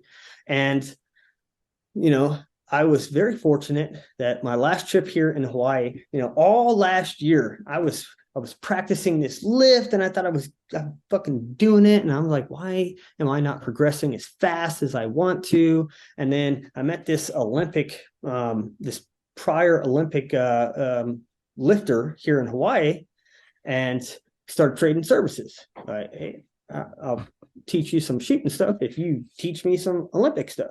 And it's like, oh, okay. So right off the bat, I have the bar, right? And I've never been broke off so hard with just a 45-pound bar since I was probably like 10 years old, right? But after 30 minutes, I was like, I'm done. Oh my God, please, can I put it down now? You know, like everything from like how I grip the bar to where are my feet located? How am I driving off the floor? What are my hips doing? What are, you know, like, there's so many fine details. You're talking about like your knees have to kind of like bow out, but at the same time, you're trying to curl your toes and drive from the middle of your foot. And like you're pulling up. And then as soon as you get up here, your shoulders got to roll forward so that you can pull the bar vertical. And then you got to come underneath the bar, and you have to press up as you are falling to the ground. How many steps do you think are in that lift? Yeah, it's way too many. So like, I've been practicing this thing all wrong for like 7 months. And now here I am getting worked over by this Olympic coach with just the bar. and I'm getting all of these little things corrected. And it's like, okay, Tyler, this is what I want you to do. And I'm like, okay. So I'm like thinking about it. And then like I do it. And then I'm trying to feel what it's supposed to be, right? Because I want to remember what perfect feels like. So then I can keep doing it and keep doing it and keep doing it, right? So I started off with just the bar. And then I graduated. I got to put 10s on each side. I felt so happy. When I first started that, I was using a piece of PVC, so I didn't fucking hurt myself. Exactly. Right. But on one side, I want to get to my body weight. But then on the other side, I am so focused on trying to be perfect that I forgot about snatching my body weight. I didn't care anymore. I was more obsessed with like, I want to do this lift perfect. And I want it to feel good. And I want to be able to drop underneath the bar. And I want to not rock forward or back. And I want to be able to stand up with that weight over my head. Like there were so many little details in here. And it's kind of like shooting a rifle. You know, there's like, what am I doing with my firing hand? What am I doing with my non-firing hand? Where's the buttstock placed? Do I have scope shadow? Am I focusing on the reticle? What's my breathing like? How's my grip? Where's my finger placed? Am I aiming at the target? What's the wind doing? You know, like all of these things are taking place. And you can't expect that you're just going to put them all together the second time you're behind the rifle. Yeah. Or you know what? I'm going to go buy a Ruger RPR, which is a shitty rifle, by the way. Nobody buy that rifle, okay? But I'm going to go buy an RPR. I'm going to put a fucking SIG scope on it with a 20 MOA mount because I don't know what the fuck I'm doing. And, and I'm going to go to this precision rifle competition and I'm just going to learn from the people that are at the competition. They're going to show me the way, but they're not, right? They're going to help you find the targets. They're going to help you figure out your ballistic calculator. They're going to loan you bags, right? But in reality, you're not going to learn the fine details, and the details are what matters, right? That's how you get from that B level to that A level. And I don't know if people know my history in precision rifle shooting, but I got started in competition shooting while I was a Marine. That was our practice. Our platoon sergeant would take us to these competitions. It was almost to the point where it's like, hey, you, Dustin, Bono, we're going to the competition this week. And it's like, fuck, man, I don't want to shut the fuck up. You're going. It's like, okay. And well, I think I told you that before. That was one of our monthly trainings when with us and the sniper team was we would just go shoot matches. There was all these little local matches, and once a month or once every 2 months, we'd just go shoot one, and we just check that off as our training. Yeah. And so that's how I got started in it. And I was shooting 308 because that's what I was shooting in the military. And I didn't know a whole lot. I thought 308 was the shit. And then people were like shooting 260s. And then 6.5 Creedmoor came out. And I'm like, well, fuck that round. I'm shooting 260 now. I was like, you stupid. Those are kind of the same rounds, you know? Like, so there's a lot of growth and learning. But I didn't, you know, like the misconception that we're all fed as Marines is like, you're the best in the world. No, you're not. Like I went to a civilian competition and I got humbled by Ryan Kerr, right? Ryan Kerr is a phenomenal shooter. I love that guy, right? He's a dentist. He's not a war fighter, but he's beating me at a precision rifle competition. Yeah. We would get humbled every week by those guys out there. So this is fueling my fire. And like, now I'm trying to learn, right? I'm trying to take what I've been taught as a Marine, and I'm trying to see why these civilians are doing things different. You know, like what are they doing? And so over the years, like, of course I was getting better, but I think like my seeding moment, my moment of like, I'm no longer shooting in the top 20. I am now a top 10 shooter. Somewhere around 2016, 2017. So you're talking like, what, 5-6 years of shooting in this style? That's how long it took me to just break the top 10. And then 2017, 2018, like I was continuing to push, but now I was taking a different approach, right? I wanted to see like what the winner of this match, what is he doing different that I'm not doing? well, he's using this bag, and the way that he holds his rifle, he does this. And then I started talking to one guy, and he's like, well, I'm just watching my trace all the way out. I'm like, what the fuck do you mean you're watching your trace? It's like, I'm watching the bullet all the way to the target. I'm like, holy fuck. Like, that is not happening with me. So then I had to go back to the drawing board, and now it's like, okay, how do I do that? What is going to help me get to that level? Okay, obviously something is wrong with how I position the rifle, because I'm not catching that bullet trace. I'm just not seeing it. So then I start playing with recoil management, buttstock placement. And then I start learning about like, oh shit, like there's this guy called Sir Isaac Newton, and he has these 3 laws of physics. And one of his laws says that, for every action, there's an opposite equal reaction. It's like, oh shit, that's how that's how recoil works, And then, for a long time, I was like, gotta have a light rifle. And I see all these people putting weights on the rifle or shooting heavier bull barrel rifles. And I'm like, that's stupid. That's not practical. But in the end of the day, it's like, I'm there to compete. I'm not there to be fucking practical. I'm there to play the game, So that was part of the problem. But then the other part was like just watching what people do, but then taking the extra step and saying, how am I going to replicate that? And then how do I continue to replicate it, right? If you can do something once, it doesn't mean shit. Yeah. And I think, I think all of this sort of circles around the obsession of the progress and the obsession of the journey, not necessarily the destination. And I sort of equate it to the same way I look at my golf game, where I didn't start getting better. It took me 10 years just to break 80. I got started late in life, but I have an obsession with the golf swing. I don't have an obsession with the game. I have an obsession with the golf swing, and I have an obsession with the rifle and the way it runs and the way it works and everything about it. Not necessarily what the end goal is. I don't think I've shot a coyote in 3 or 4 years. I take my buddies out and we go coyote hunting because I want somebody else to go out there and do it. I'm obsessed with the journey and the progress, which makes you start noticing those things and really obsessing on the little details of how to get better versus just, how do I kill a coyote? How do I win this match? How do I do this? You don't get there unless you become obsessive with the progress. Yeah. So it's a progression, right? It's an obsession. And then it's building those habits. Once you've figured out the why, right? You start to figure out the why, whether you're listening to this podcast or you're watching some of our training videos, whatever it is, like however you figured out the why, like once you got that figured out, then you start to build the habits because you understand why you're doing what you're doing, right? And then 2018, 2019, now I'm winning matches. Now we go to our local monthly matches and win, right? National level matches, win. It's like, okay, now these things are starting to set in, right?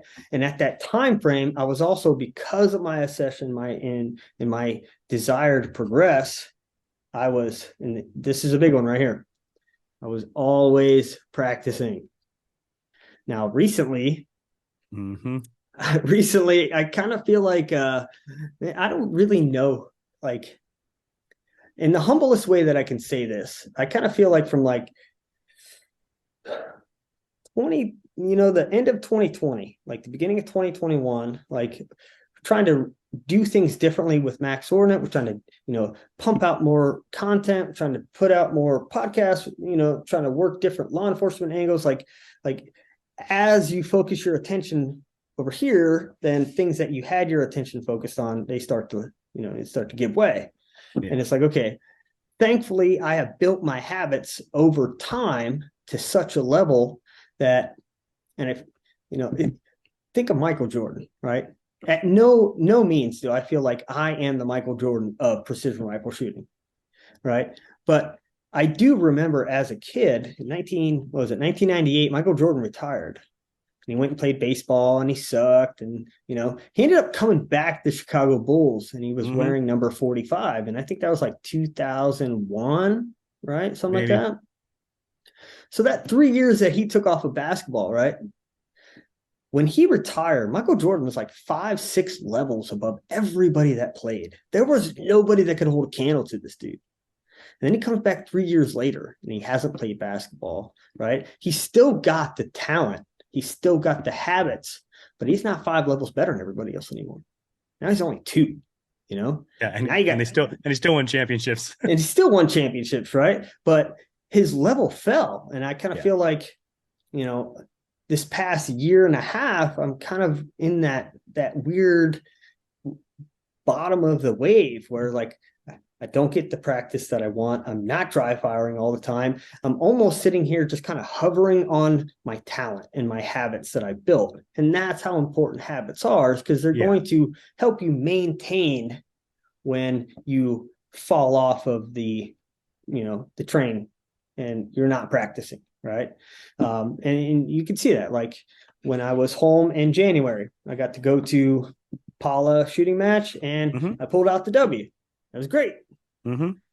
Very next weekend, I go to a different match and now I'm tied for second place because my practice is not where it should be, right? I have lost a step. I have dropped a level. And now I find myself competing to just stay in the top versus like I'm at the top, you know, like, so the habits are a huge, huge part of this. And so just to reiterate, habits, right, are the things that you do over and over and over and over again to make things muscle memory so that you can do them on autopilot, just like you said.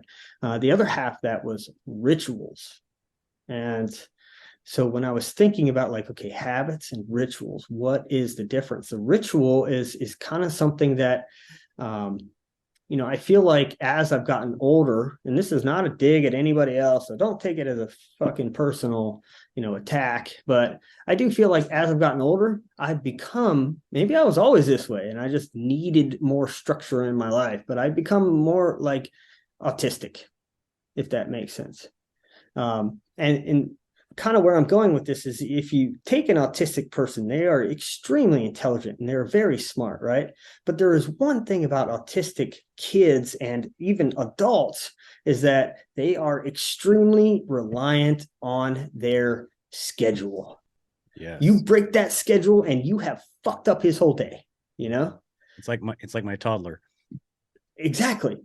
You break that schedule and it's like you better just wipe everything off the board for the rest of the day because you're fucked, you know, until you go to sleep and you reset, the day is over, you know.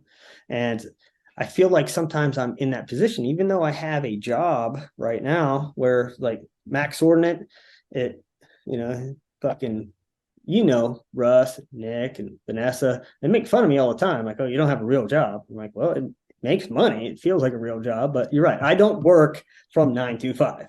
Yeah. And same thing with the military stuff is, you know, like kind of like last night, I go to the training site at 1500 and I'm not done until 3 a.m. You know, like that's not normal job hours. And that's something that I have to account for and plan for. But there are certain rituals that help me get through every single day. And one of those, and I've tried to fine tune it so that my life feels more productive. And it's kind of where I want me and you to go with this podcast is it becomes a weekly ritual. But I wake up, I make my bed, and I instantly drop down on the floor. I start stretching, right? And I have certain muscle groups that I go through. I start with my lower back and then my hamstrings, and then I, you know, try to spread it out, get my hips working. And it's like, feel all the aches and the, you know, bones are cracking. And like, I got to go through this ritual. And then once I'm done stretching, then I take my pre-workout. And then I got my clothes on, I'll go for a run. And it doesn't matter how far it is. I might only have 15 minutes before I got to get dressed and be out of the fucking hotel or home or whatever it is. It doesn't matter, right? The distance is irrelevant. It's the ritual that matters. So whether I'm running a quarter mile down the block, turning around and coming back, and it took me 5 minutes to do this, or, you know, today's one of those days where I'm like, I ain't got to be nowhere till noon. It's going to be a hell of a day, and I'm going to knock out a 5 miler. Yeah. Well, right? And that's your first, you know, that's your first victory of the day and that's kind of how you need to start it.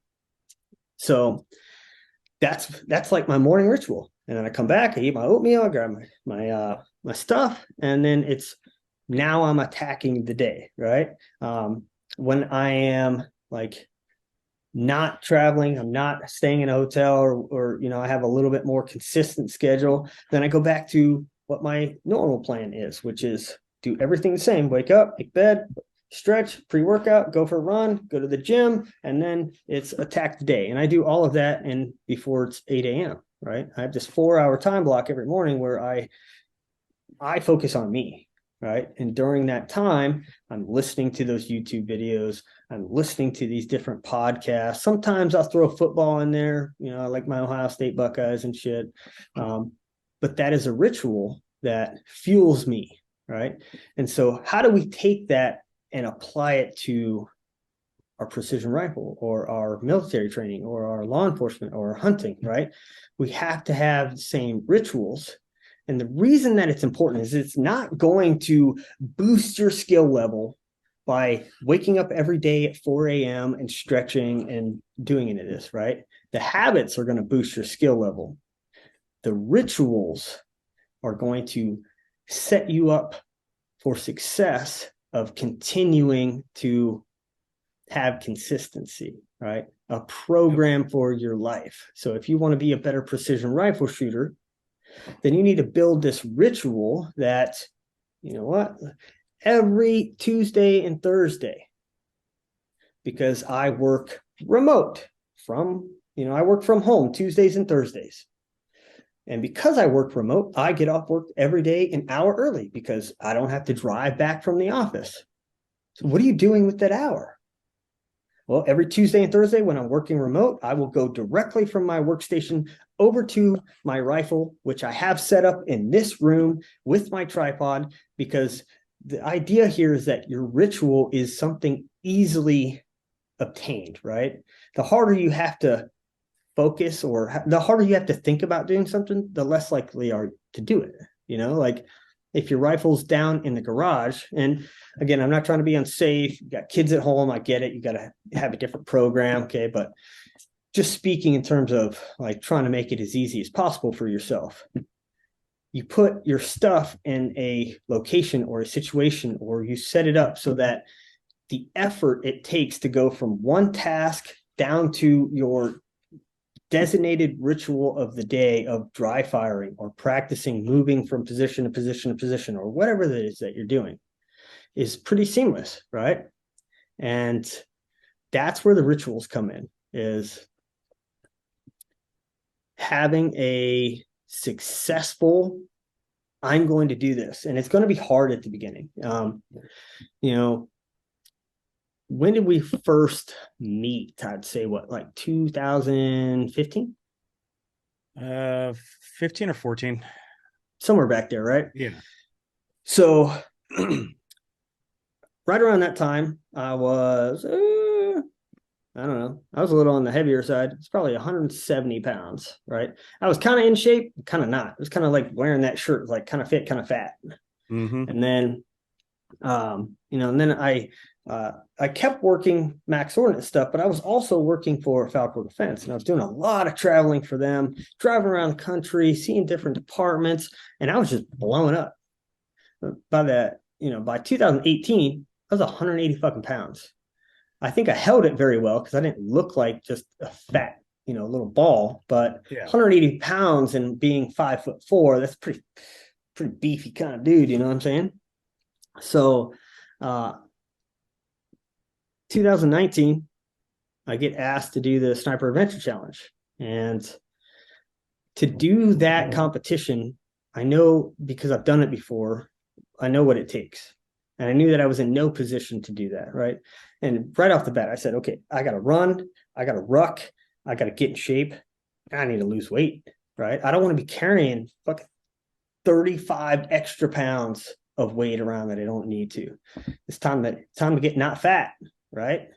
So that's kind of where my ritual started for that segment of my life. And you could apply this anywhere you want. It doesn't have to be rifle shooting, but this is a rifle podcast. But losing that weight, dude, in the Marines, and I don't know what they have to do as cops, right? But in the Marines, every 6 months we have to run 3 miles. And I wasn't bad at it. I wasn't great. By no means, my legs are way too short to be a long distance runner at speed for sure. But at the peak of my career, I was running 3 miles around 18 and a half, 19 minutes. It's a pretty good pace, right? Perfect score is 18 minutes flat. I don't remember the last time I ran. So 2019, I'm like, all right, today's the day. And Gotta I do this. take off running, dude. And I get a half mile. I'm running downhill. I get a half mile. And I'm like, all right, I gotta fucking stop. So I walked the rest of the way, and I had mapped out a 3 mile loop. And so I walked 2.5 miles back to my house. The next day, ran again. Try to make it a little bit farther, right? But at least have to make it to that same spot without stopping. And then I would walk the rest of the way. And then the next week, I was trying to push it. Okay, can we get 3/4 of a mile today, right?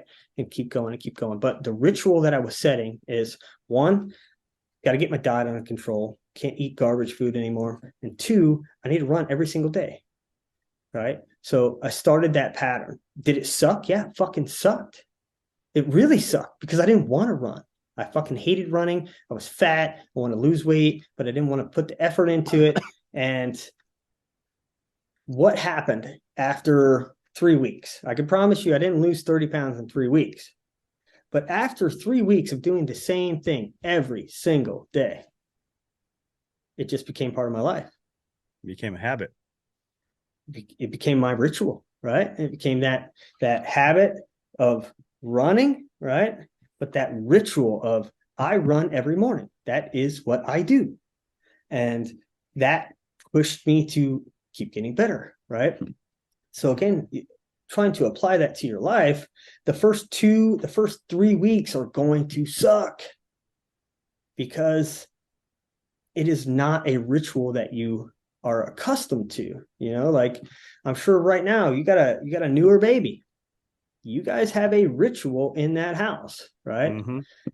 And you probably have habits built about like how we're going to heat up the milk or how we're going to do this, or here's how we put the baby's diaper on. But the rituals are basically timelines, right? And the better you are at sticking to those timelines, the happier everybody is, because habits and rituals flow together. And you talked about making them, setting yourself up for success. One of the things I obsess over, and my wife thinks differently about it, but I am huge on making things simple and easy and setting myself up for success. If it means every morning I wake up at 6:30, I make the coffee, I let the dog out, I sit and I watch my 30 minutes of videos or my 20 minutes of podcast, whatever it is.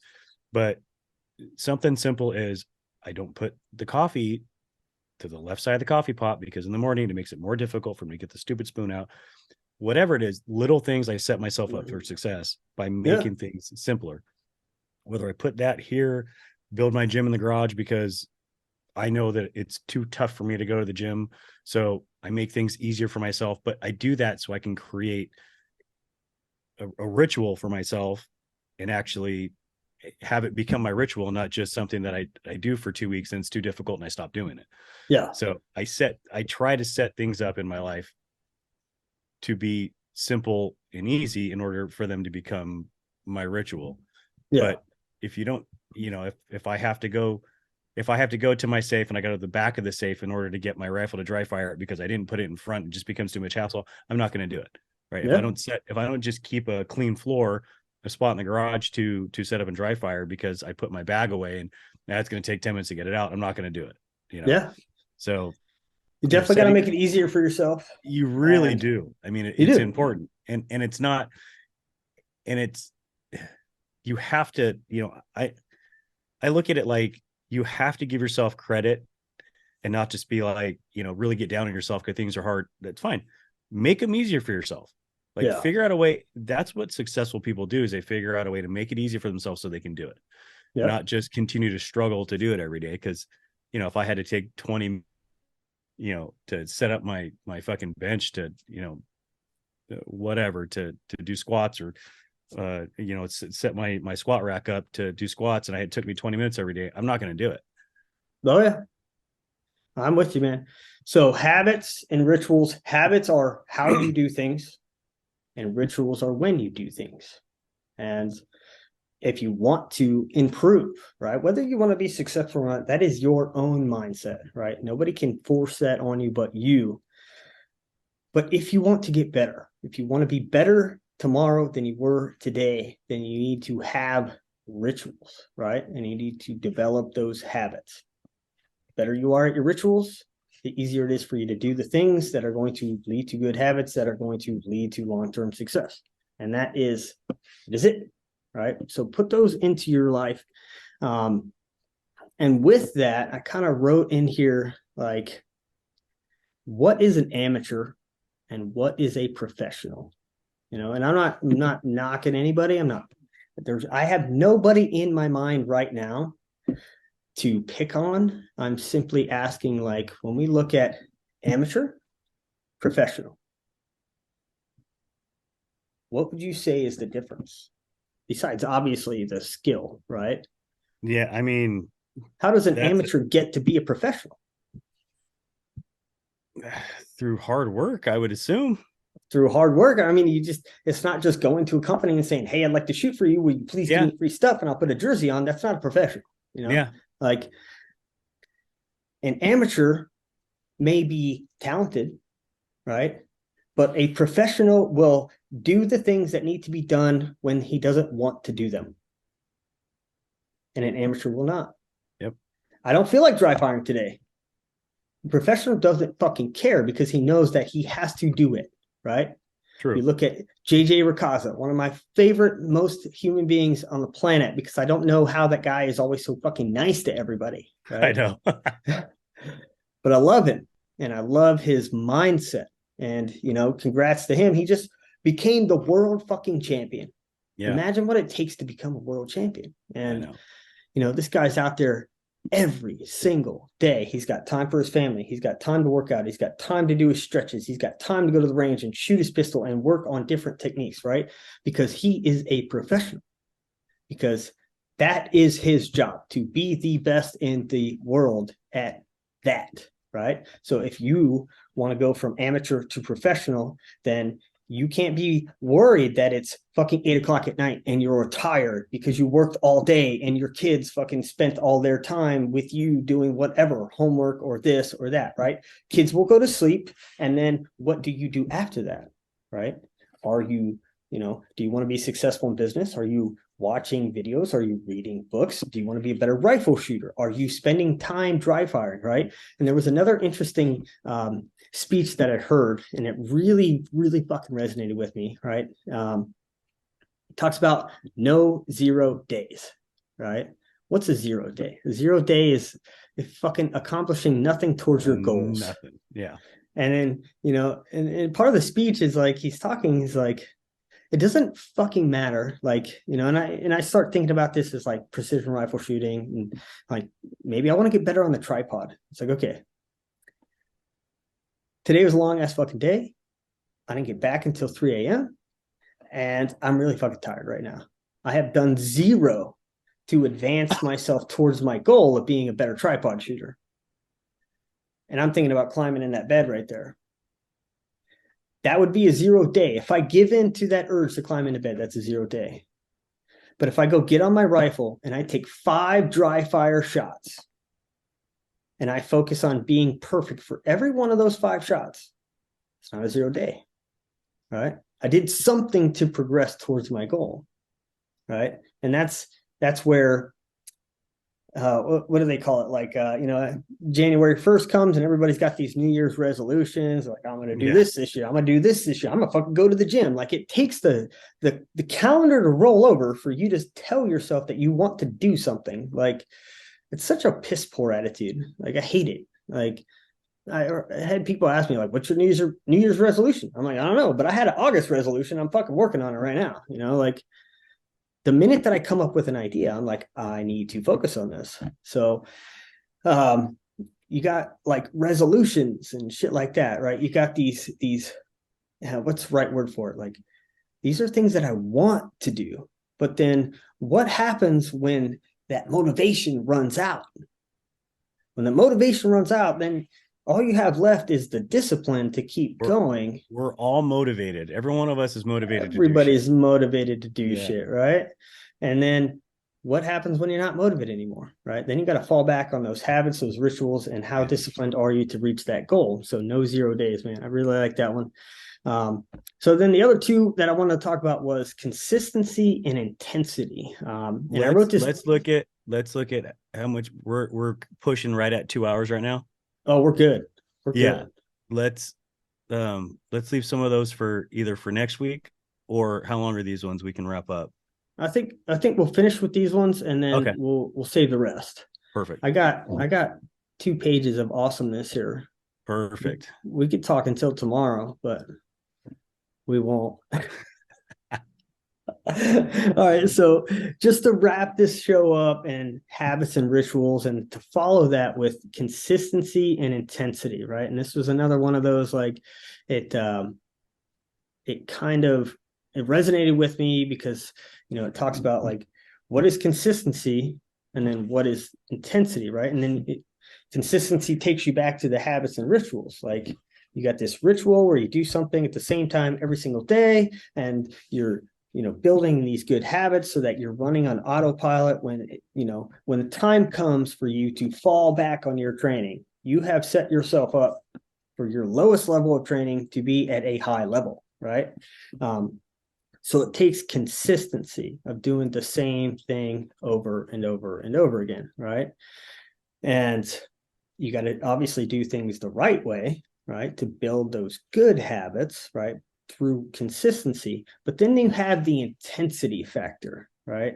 And that's where intensity kind of plays into, are you doing the right thing?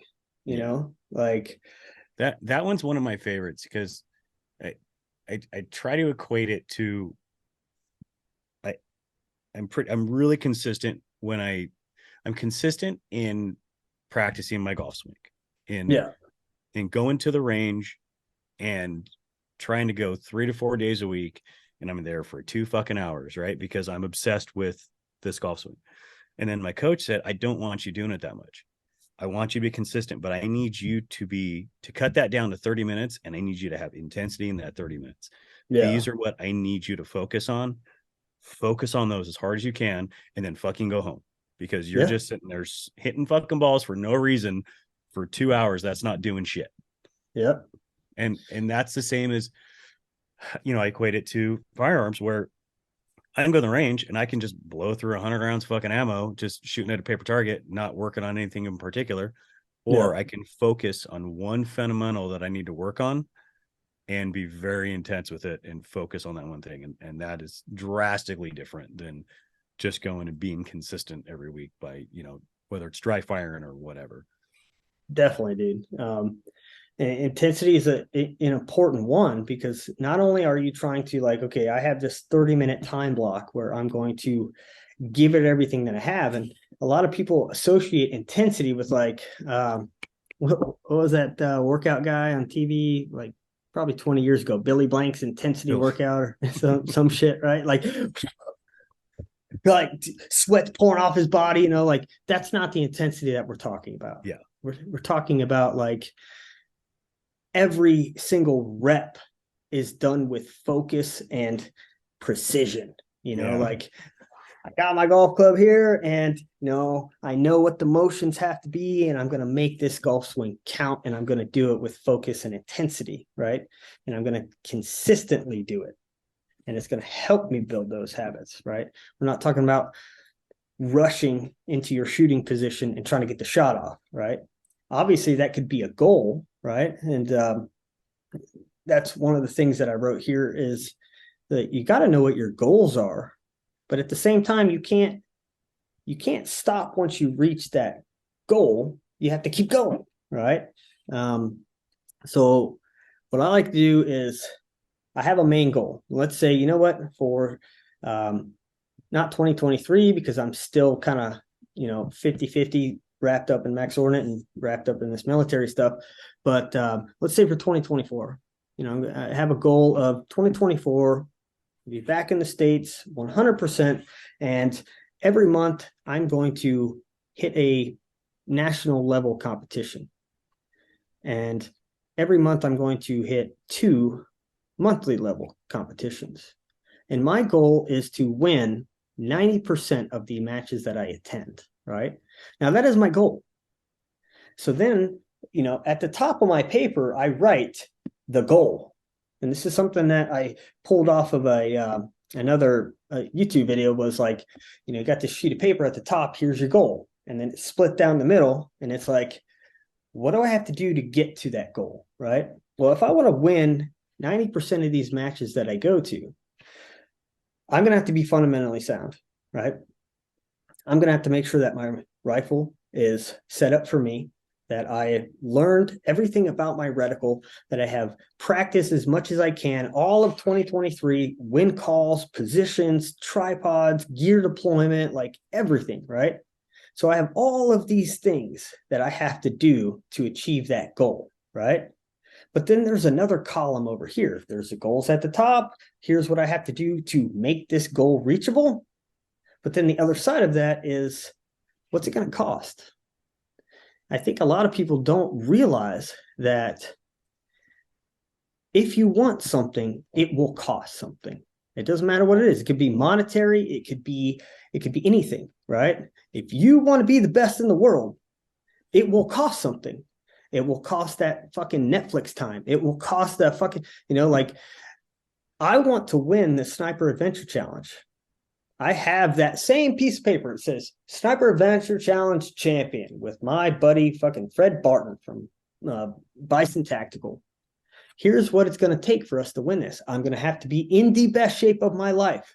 I will have to make sure that I am not injured. I will have to get my gear as light as possible. I will have to make sure I practice with the rifle I'm going to shoot in that competition. I will have to make sure that I can withstand dying over 48 hours with no sleep. What is my diet going to look like? I have all these things going down, right? And then over here in the cost column, what's going to cost, right? Well, I have to control my diet. I have to give up the Netflix. I have to work out consistently. I have to do this. I have to shoot my rifle, right? So then you start looking at, what does it cost to reach that goal? And where's it going to fit into my fucking schedule? Because a lot of you, me, right? We have these goals, but we're not willing to fucking pay for them. Somebody's got to pay for it, right? It's kind of just like, government giving out free money. Somebody's paying for that shit. So make sure you guys are taking that that 2-tiered process and saying, what does it take to get there? What's it going to cost me? What do I have to give up? And how I'm going to reach that goal? And, if you do that and you pair it with habits, rituals, consistency, and intensity, I think a lot of people, if they focus themselves on something, then they all have the ability to achieve whatever it is that they want, right? It might not happen as fast as you want, but it will happen. You just have to keep chipping at it. And, I don't completely know how your business started out, but I think kind of how Max Ordinate got started is get out of the military. I got basically involuntarily separated because the Marines were doing a 40,000 drawdown, right? We're getting rid of 40,000 Marines. And you know what, Tyler? You're one of them. You're one of them. Here's $12,000. Now get the fuck out. And this is 6 months before I'm supposed to re-enlist. I don't have no fucking plan. I have no education. I don't know what the fuck I'm going to do. And I'm like, oh God, fuck. What am I going to do? So I took my $12,000 and I said, okay, I'm going to buy this travel trailer. I'm going to find a range. I have a business plan. And you know what? Along the way, I met people, and they were some of the most influential people in helping me get started with like what to name the company, what colors to choose, right? But outside of all of that, what did it cost? And I don't think people realize, like, I didn't have a lot of money. I didn't get out of the military with a ton of money. Like, I was one of those dumbasses who had deployed overseas so many times that I had been married twice already. Right. And none of my marriages were working because I loved being overseas so much. But at the same time, the adrenaline rush that I was getting from always doing these deployments was forcing me, or not forcing me, but I was not good with my money. I come home with $30,000 in combat pay and I'm buying a new truck, buying a motorcycle. Like, I'm not doing smart things with my money. So then I want to start this company and I had $12,000. We go through that list of where do I want, what's my goal? What is it going to take to get there? What's it going to cost? For damn near a year, I lived in a parking lot in a camper trailer and I didn't have electricity. I wasn't plugged into a building. I just lived in a camper trailer and I had a 24-hour fitness membership. And that's where I showered and worked out every day. And I ate Subway once a day. Like I was living below the guy on the corner asking for change has more money than me at that point, but I wanted this so bad that I was willing to do anything that it took to get to that goal, right? I looked at that column of what's it going to cost me, and I took it for real. And I said, all right, this is it. This is what it's going to cost, right? I'm not getting new clothes. I'm not getting a new car. I'm living in a trailer and I don't fucking care because at the end of the day, I want to own this business and I want to be successful. And then over here of what do I have to do to be successful? How do I reach that goal of having, a shooting school that is known across the United States as being one of the best in the world? Well, I have to be different, right? I have to train people in a different manner. I have to evolve, So like when you start applying these things to everything in your life, not just precision rifle shooting, you start to realize like it's going to cost you something. Mm-hmm. And the only way you're going to get to that goal is if you're willing to sacrifice whatever it's going to cost, and that seems to be the hardest part. It's like, well, I'm kind of chilling after work. I'm going to watch this fucking Netflix show or, like I don't feel like doing it today. Your goal doesn't fucking care what you feel like. Right. Yeah. And I think time is the biggest sacrifice that people aren't willing to give up. That, and you know what is, if you go back to when I started this company, right? What's not guaranteed? It's not guaranteed that you will be successful. Yeah. Right.